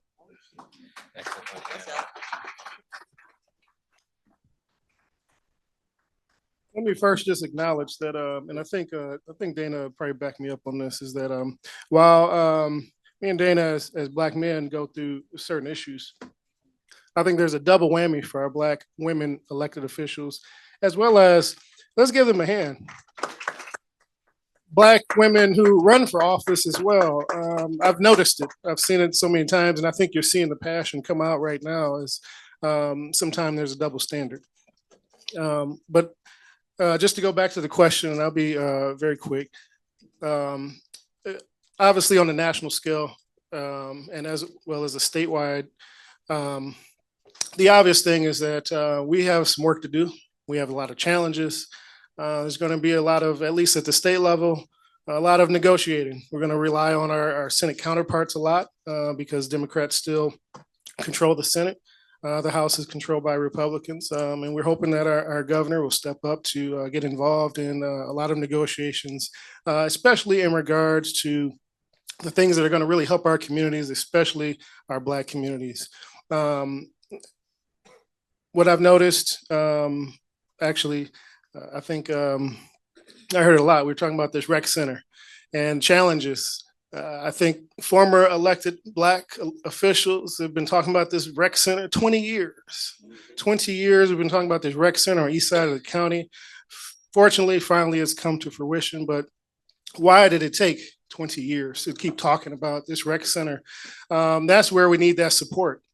If you care about what we're talking about today, that's where we need your help and your support. If you say that you care about our issues, as we have always supported other issues as well, get on board and support when we need your help. And we're looking for equity in our communities. It shouldn't have taken 20 years. I got to give a shout out to those former Black electeds who were championing this before, but they were sometimes by themselves. There was only one or two of them. And fortunately, now there's multiple Black electeds, pounding that drum. And hopefully that's maybe why we got it over the finish line. But it didn't have to be that way. And so just keep that in mind as we talk about different issues that affects our community. Think about how we have always supported other communities as well and other groups unapologetically. And so just keep that in mind. And I'll stop there and turn it over to my colleague, Rep. Foreman. I want to echo all the sentiments of all of my colleagues here today. There were some really pain moments, triggering moments and everything they said. So thank you for braving space and sharing those things that all of you shared today. I want to talk a little bit about being on the ground in Lansing. I am new to legislating, but I am not new to the legislature. The first day that I walked into Lansing was January 3rd, 2021. We all know what happened 3 days later. I was greeted by the sergeants who said, "Good morning, Representative." I said, "No, I'm a staff member and I'd like to be shown to my new office." And they were like, "Oh." That's when I realized the only way people think Black people make it to Lansing is if you are elected to be there, which, believe me, there is honor in. But there's also big honor in being selected to work there. There's a handful of Black staff members. There's a handful of Black lobbyists. There's a handful of Black legislators. We have only gained one Black legislator in this class that's come in, and there was only 14 of us. There are 4 Dems, 10 Republicans. And some of those Republicans are the most dues-paying MAGA cult members I have ever met in my life. So working in Lansing for 3.5 years, I was exposed to a whole lot of things that nobody should really be exposed to. Sexism, racism, texturism, any other ism you can think of. So when I walk back into the Capitol on January 2nd, 2025, and I'm greeted by the same sergeant that said, "Good morning, Representative," it hit a little different. Because I did the work to get there. Regardless of what anybody may think, I did the work to get there to serve the people. And it's an honor to be in a position to help the lives of others, which I don't take lightly. And none of my colleagues here do, as you've heard today, the passion, the vigor, the fear. I'm going to talk about that fear a little bit. It is February 1st, 2025, and I don't have a website up yet where my constituents can reach me. That is because positions were cut. Actually, if you want to look at it, thankfully by the last administration, so the Speaker of the House now didn't get to chop the heads of minority staff people. It was merciful that they did it the way that they did. There are divisive and hyper-partisan politics, and that is what we all have to watch out for as Black people in Washtenaw County and across the state of Michigan. There are going to be some Black legislators wanting to leave to go to other municipalities and do some things, and I'm happy for them. They've done their time at the state, or they felt like they've done what they can do and they can do something else. So as we kind of look into the 2025 races as well, we need to be looking on who we're supporting, even across the state. As people come before this party, all that, we need to really be looking at them, looking at their record and their track record, especially if they're going to be serving Black communities and they don't look like the Black communities, because right now we are gerrymandered to hell, especially in Detroit, which is the seat of Black culture in the United States. That's just what I think. We are going to Lansing, and my colleague knows this. We are going to Lansing, and I'm used to the schedule, so I know how to like tell my staff, like, hey, this is not that serious. We don't have to do this. We can do this. We can do this. We are going to Lansing more times out of not to take attendance and not vote. That's still a waste of taxpayer money, because I could be here in my community taking a tour of a senior center, getting to know the people here in my community, rather than driving to Lansing 3 times a week to take attendance and not vote. One of my colleagues in the Senate and one of my colleagues in the House did a resolution to condemn the pardoning of those who were violent on January 6th. And we weren't even allowed to vote on it. It was a voice vote, and we were barely allowed to vote on it. There's a voice vote. Somebody said yay, and then they gavelled us out. It was referred to the Committee on Government Operations, where is bills go to die. It is the funeral home for bills. So all I can say right now about what's going to affect Black people is that if we don't learn to become a community again, if we don't look at each other as brother and sister, as friend, not foe, not transactional person, we are going to lose again and again and again.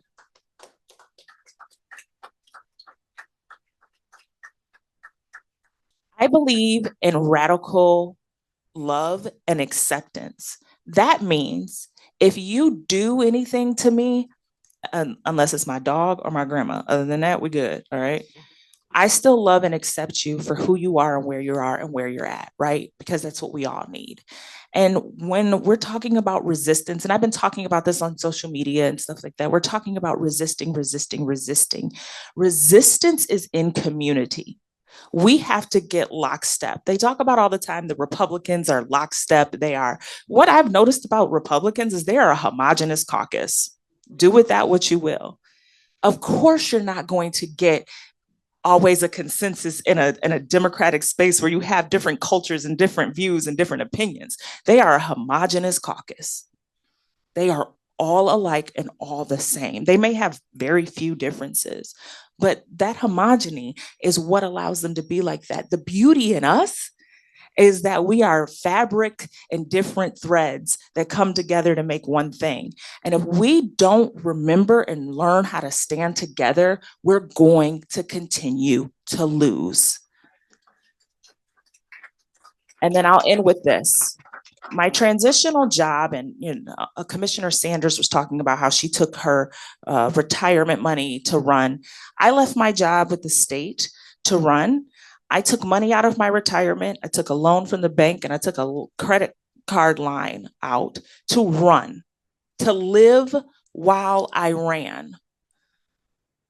After August, I took a job with the governor's team to help Kamala Harris get elected. I worked in that office. I worked as the outreach manager, and I did a lot of things with data sets and what we were hearing. And, everybody has all these speculations of why we lost. The data spoke. We didn't talk to the hearts of the people. We didn't deliver on the economic message. So when candidates continue to come before you and you're going to go elect more people to the state house and all these other things, listen to their messaging, right? And listen to what they're saying. And if you're a Black person and you don't think that it aligns with the agenda that you want for the community and the agenda that we've set for the community, especially if they don't look like you, work harder to find someone else to put in that position. That's super important. So I'm proud every day to get in my car at 7:30 in the morning, stop at Dom's or DJ's, grab a coffee, drive an hour and 15 minutes to Lansing, go to my office and vote on things when they're presented before me. But I'm very concerned about the state of what it looks like even being a Black person in Lansing, because we are getting discredited, and we are even getting discredited by our own members in our own party. We'll say something in caucus and then a white member will say something in caucus. It's the greatest idea. And I just said the same thing. I actually specifically haven't spoken up in caucus yet. I said I was going to wait a month before I opened my mouth. So that's just kind of the landscape of things going on. But I'll leave you with this. In the community, when we build radical love and acceptance and grace, because we're all flawed, we're all going to make mistakes. When we build these things, that is how we resist, and that is how they don't take over.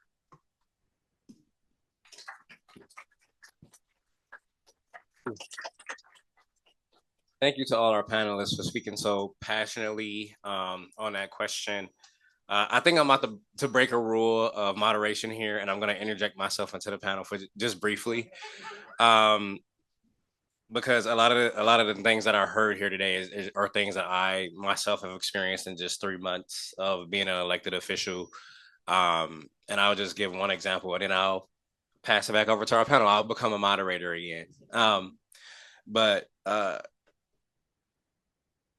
For those of you that don't know me, I like to say to myself, Detroit raised me, and Arbor humbled me, and Ypsilanti and Superior Township allowed me to become my best and authentic self. And the thing that I struggle with since entering the fray, and working with other Democrats, is knowing who's authentic and knowing who's not, and allowing the staff who do we have any do the other work princesses every day. who could put different hair on her? Oh boy, it looks like we have somebody has entered the Just change chat, them as up, they make say. them kind of cool. Let's see if we can get that muted.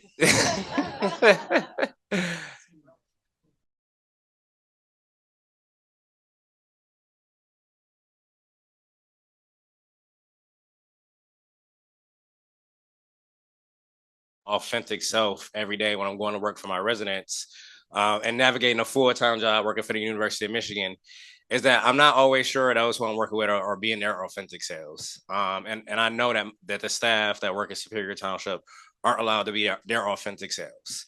And so many folks have communicated to me that they're scared, about what intents both their federal government and their local township board has in store for them. And I'll just give a very brief example, and then again, I'll become the moderator again. We just recently had a pretty significant vote in Superior Township that relates to our utilities department. It was a key position in utilities, and it was staffed by a Black person. He's managed by a Black person, Black woman. and that woman was accused of being corrupt. That staff person was accused of being corrupt, and that person was subsequently let go without any true cause. And I struggled in the moment with how to navigate a very confusing vote, a vote that was unclear, a vote that was clearly done by the members of the board without all of the information. And in that moment, I remember every time I take a seat, my heart races and my fingers like tingle because I recognize, you know, the honor that has been bestowed on me to represent the people of Superior Township. And I think, you know, all of us on this panel, except for me, I'm only here for a second, can speak to. And so, you know, I will just say that, you know, as a Black man, as a Black person, you know, we should not be afraid to be our authentic selves when we're representing the people who have chosen to cast a ballot for us or who have not chosen to cast a ballot for us. You know, and I think I'll close on this and I'll ask our closing question. But I think Rep. Morgan, you know, spoke hopefully to it. We need to learn to be united again and to be radical in that love and unity. You know. Being a homogeneous body, you know, allows for you all to for folks to have groupthink. And I think the beauty of the Democratic Party is that we don't have groupthink, right? We're a heterogeneous body. And that can be challenging, but that also allows for compromise and growth. And you only truly grow when you are uncomfortable. And I think right now the Democratic Party is in an extremely uncomfortable position. But you know what? That means that we're in an extremely great position to grow. So with that being said, I'm going to pass it back over to this wonderful panel. And I'll ask my closing question now.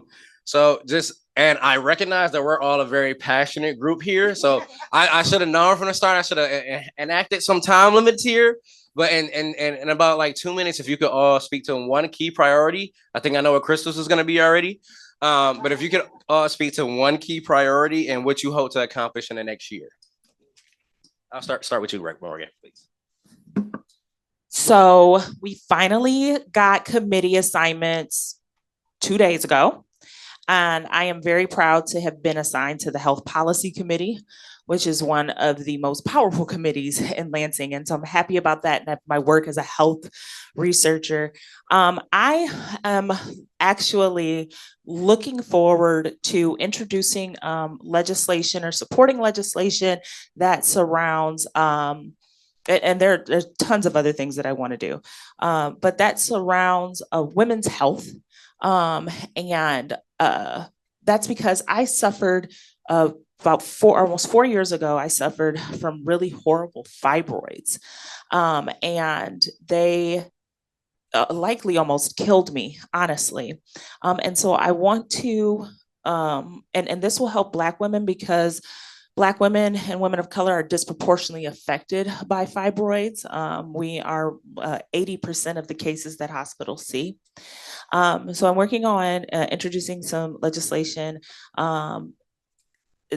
that will allow women to, when they have their yearly exam, to be offered the testing to find these before they become a problem.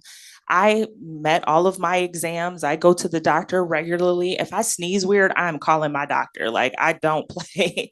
And so, but it wasn't until I was bleeding out and needed to be in the emergency room, very sick, that it was discovered. And that was actually the third time that it had happened. So 3 times to the emergency room here in Washtenaw County, it took for them to find the right ultrasound tech to find what was going on. And then I took another year to find a doctor to do the surgery that I needed. And we can help save lives and save jobs and women can have a better quality of life if we are able to get them preventative health care. And so that is one of my goals among many other things, but that is one that I'm happy about because I think I can get it done. Over the next year, there's going to be, I'll give you 2 thoughts. I'll try to give some positive, but there's going to be a lot of defense as well.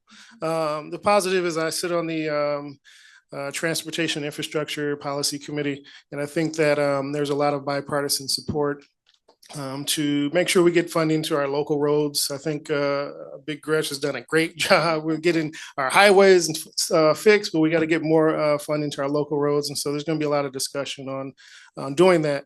And so I think that'll be something positive. But on the flip side, there's going to be a lot of defense to make sure that we can keep good initiatives in our budget.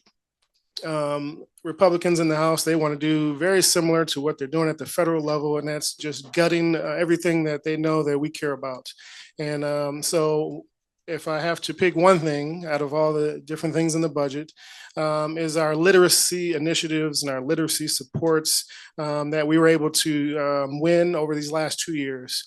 And so that is affecting all communities, but it's definitely affecting the community I represent. And I want to make sure we keep that in there. So that's something I'm hoping I can, target to get them to at least not gut that part. But we're going to be playing a lot of defense, and we're going to need a lot of help. A lot of our senators, fortunately, our senators here in Washtenaw County, I know that they support a lot of what we're talking about today. But it's going to be, that's a challenge. But over the next year, that's kind of what we're looking at. Republicans in the House, they're petty. They're very petty. And while similar to what my colleague said, they want to demonstrate that we're coming to work and we're doing things, but we're actually just coming to take attendance, and we pass one resolution and we go home. They're not actually in it to win real policy victories for people. They're just there for partisan politics. Meanwhile, Democrats are there to try to get things done, as we did for the last 2 years. So I would say a lot of defense, and that's where we're going to need all of you to make sure you're supporting us in that initiative. So I think that's it for now, and pass it over to the rest of our passionate panel. It was, but that's all right. So the first thing that you all know I'm going to say is what? Yes, right. Community and Rec Center on the east side. And to be exact, it's going to be off of Clark and Stanford Road. So partial in Superior and partial in Ypsi Township. I want you to look forward to I'm going to have some raising money. And I'm going to need for everybody to be ready to be on donation, because I'm not going to beg. I'm going to request. I'm going to kind of demand that you all give. You know how at church, I grew up in a Pentecostal apostolic church. And so when it's offering time, I'm going to hype you up. I'm going to say, we got to get ready so that we can make sure that we build our house, that we build our community. And so look out for that. There are going to be some fundraiser events that are going to occur throughout this year, because that community and rec center, it will be open. I'm pushing for 27. I want it before then. However, I'm not going to push the limits. The next thing that I plan to do and goals for me that I'm preparing for is to expand housing. We are going to have some affordable housing. And that will be for home ownership, and that will also be for those that do rent and have the need to rent because they are not where we are. But that's going to take some education, financial education, and just of our municipalities being aware of what we are capable and able to do. So look forward to seeing some developments to come about. I don't care if I have to do it on my own, but I'm going to need for every Dem in this room to support the efforts of growing our communities outside of 48197 and 48198, but to expand across Washtenaw County. So that is big plans and big goals for myself. So when individuals go to city council meetings and they tell Mayor Nicole, we want more housing, we want shelters, I want you to say, we appreciate all the things that you have done in 48197. And we are going to listen to what Commissioner Lyte said. And we are going to expand outside so we can give y'all some breathing room. And so we can begin to invest in the small businesses and things that we have in Ypsilanti. So getting that community center and rec center and developing some housing that is affordable is going to be my top goals throughout these next 4 years. And Rep. Morgan, I support you wholeheartedly. You let me know what we can do from the county to support those efforts.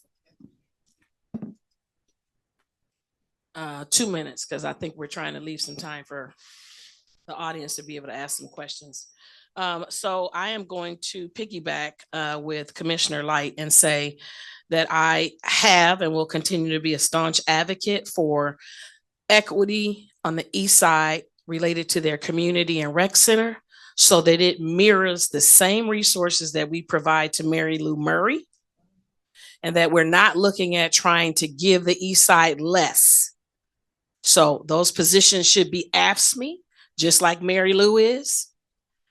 And the same resources that they put into Mary Lou, they need to put on the east side, because what they're not talking about is this is an opportunity to change the lives of those residents that live there and provide them with positive experiences and recreational opportunities and safety for their children, their seniors, and their adults. And as a single parent, you need places to be able to have your child safe while you take care of the roof, the job, the resources. So I am going to continue to advocate, and I'm actually going to continue to request that one of the 2 Ann Arbor commissioners that sit on the Parks and Recs cede their seat to Commissioner Lyte. There is no representation on the Parks and Recs community commission for the east side or the west side of the county, and that needs to change. The other is that I'm going to increase providing information and resources to the residents on how to actually get more transparent information out of their public officials, because we sometimes only tell them what we want them to know. And so I'm going to make it a point to provide the tools that they need to ask the questions and demand the appropriate answers to those questions. I think that that is extremely important. And the last would be to push back on some of my colleagues that have decided to make designs on my district without talking to me first. We're not going to do that. I've not ever done that, and I'm expecting the same respect. Don't throw my district out there, have sidebar conversations, and then come to me after the fact and expect me to get on board. That's not how it works. So that's what I'm planning to do. So I am going to be quick, but I'm going to tie this question to one of my favorite subject, the criminal legal system. So in Michigan, Black people were 2.6 more likely than white people to be arrested for low-level nonviolent offenses. However, here in Washtenaw County, Black people were 11.1 times more likely to be arrested for low-level nonviolent offenses than white persons. So just want to talk about a little bit how that translates to health disparities here in Washtenaw County. Nationally, well, first I'll start with nationally speaking. For every year of incarcerations, people live 2 years shorter lives for every year that they've been incarcerated. Also, people that have incarcerated family members live on average 3 years shorter lives than those who do not have had incarcerated family members. Incarceration is associated with 60% higher mortality rates among Black people. However, not among non-Black individuals. Now that's nationally, but speaking here in Washtenaw County, the footprint of the criminal legal system does likely contribute to profound lifespan disparities right here in our own backyard. For example, in 2023, the average age of death for Washtenaw County residents averaged about 10 years less for Black people than compared to our white counterparts. The average age of death for white females was 79 years old, and that for Black females was 68. The average age of death for white males is 74 and 63 years old for Black males. Yes, for Black males. The first one was Black females, and this was Black males. So how I'm tying that back to one of my key priorities, because I have many, is one of the things I'm working on is workforce development within the city of Ann Arbor, apprenticeships, because in my opinion, I do believe that workforce development will help to combat recidivism or prevent people from onboarding into the criminal legal system in the first place. So that's what I'm working on. I'm just listening. I'm like, wow, love it. I'll be very brief. Anyone who knows anything about Ypsilanti, when I say Water Street, you probably know this has been an ongoing issue in our community for 20 plus years, before I was even a student at Eastern Michigan University. And so we have finally made some headway with support from our Congressman Dingell's office and the federal government, state level, and our county to be able to not only test, but remediate that site and bring it back online for our redevelopment. What that means is, even though earlier, and we talked about Ypsilanti creating a lot of opportunities for housing, that is still the goal. We know we've been shouldering a lot, but that is still a goal because we recognize that it is a need, and we will try to support and fill the need as much as possible while also still asking for support across the county. And so that is one of my immediate goals, is to see this project through. I would like to see a shovel in the ground before my term is up. And that might be ambitious, but I think we can do it. Not only does that support in housing, but also brings folks into the community for access to job creation. And so another piece is supporting our businesses to make sure that we allow for folks who live in our communities to be able to, again, live, work, play in Ypsilanti. So job creation to increase quality of life.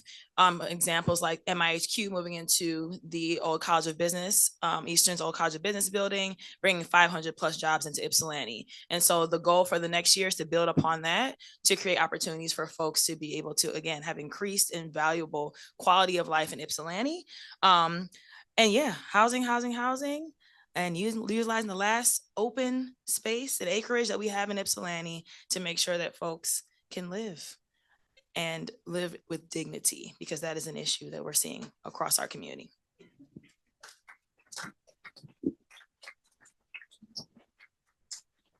So thank you so much to our esteemed panel. Can we give them another round of applause, please? Okay.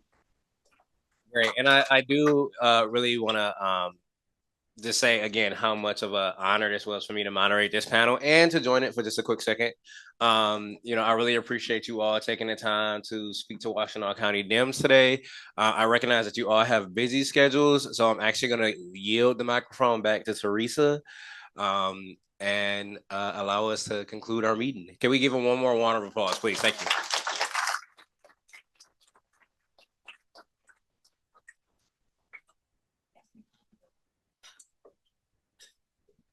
A passionate panel, really good, a good phrase. Thank you guys so much for being here. And more than that, for doing what you do. Public service, it sounds so like, isn't that a great thing to do? It's a battle like all the time. And I don't think everybody understands that. So thank you so much. So much.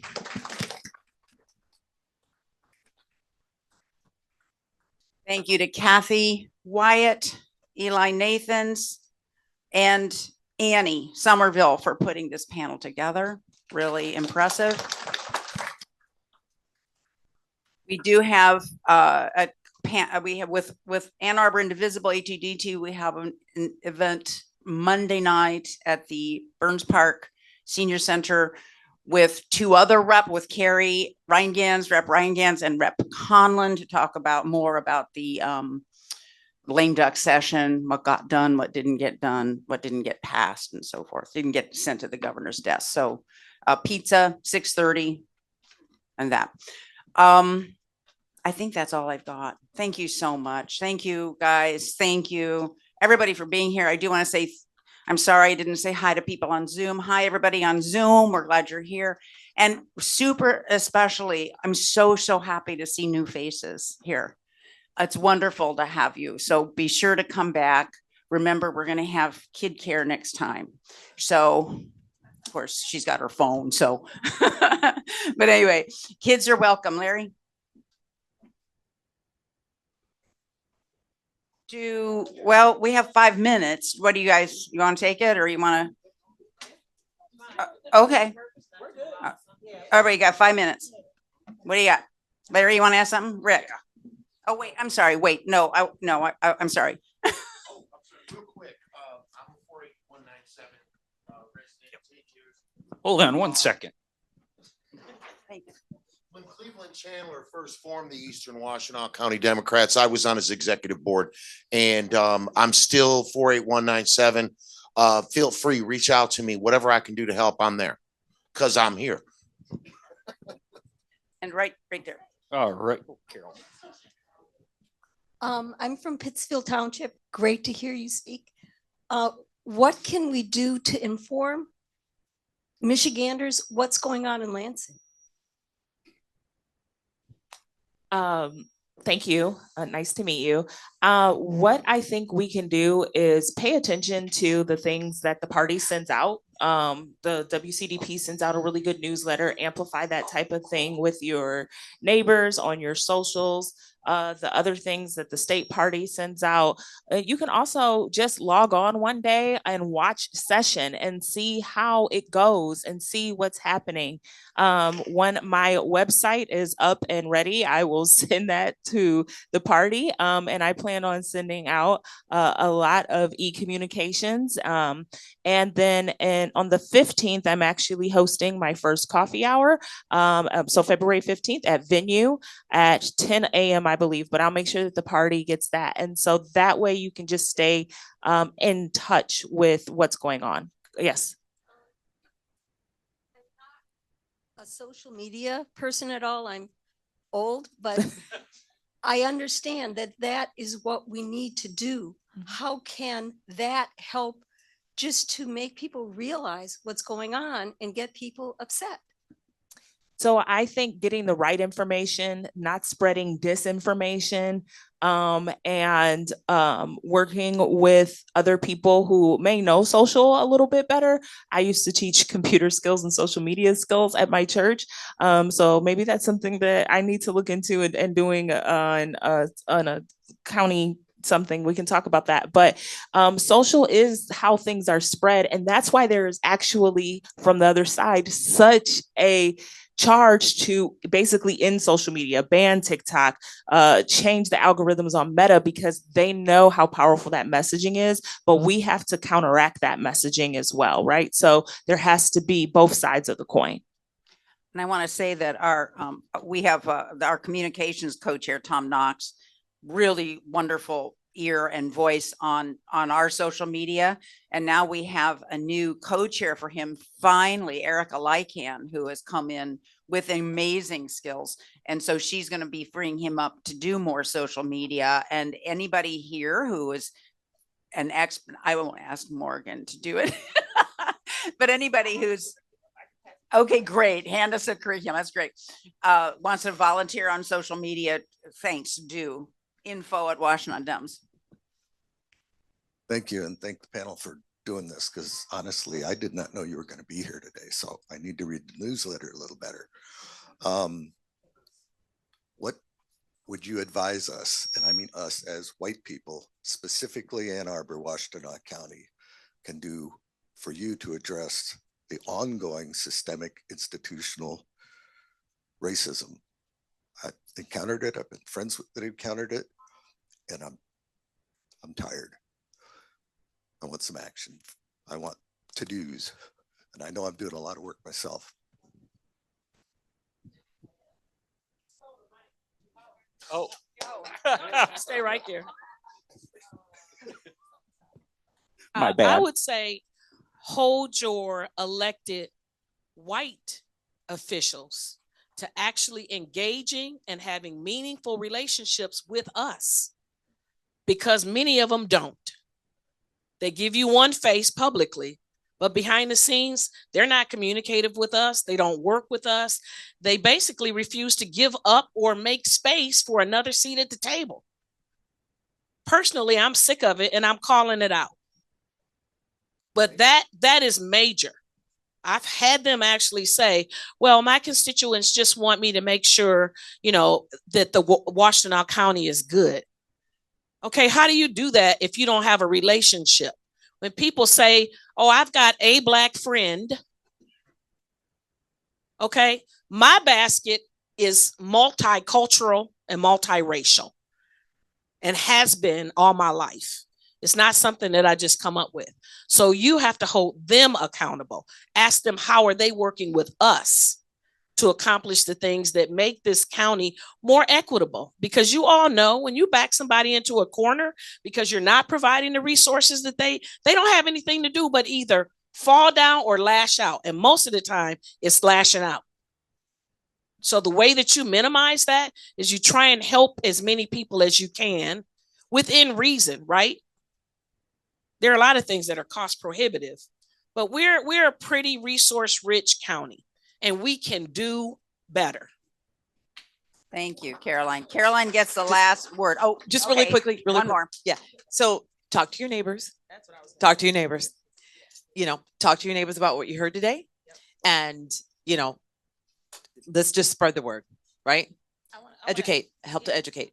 Pass the word On on. top of that, it's more than just talking to your neighbors. It's also, I get this, it's Black History Month, but we don't have to be the ones to tell you this, right? Because you know it, we know it. And so it's more about going into your spaces and spreading and furthering the message, because we should not be the only ones carrying that forward. So it's the work for us all to be doing, not just Black electeds or Black community members, because it's more than just the electeds. We need to hold our neighbors and our friends and our families accountable as well to shifting the narrative and, you know, moving us in a positive direction. And as the Ann Arbor right in the room, I do appreciate the question. Thank you so much. And I'll say that actually the recording of this, thanks to Tom Knox again, will be up on our website and on our link to on our socials almost immediately. So not immediately. Okay, there's no pressure, Tom, but 24 to 48 hours is when he usually gets it out. So this is going to live forever. And I think this panel was so incredible. You guys will be able to share it. We'll be able to share it everywhere. All right. It's noon.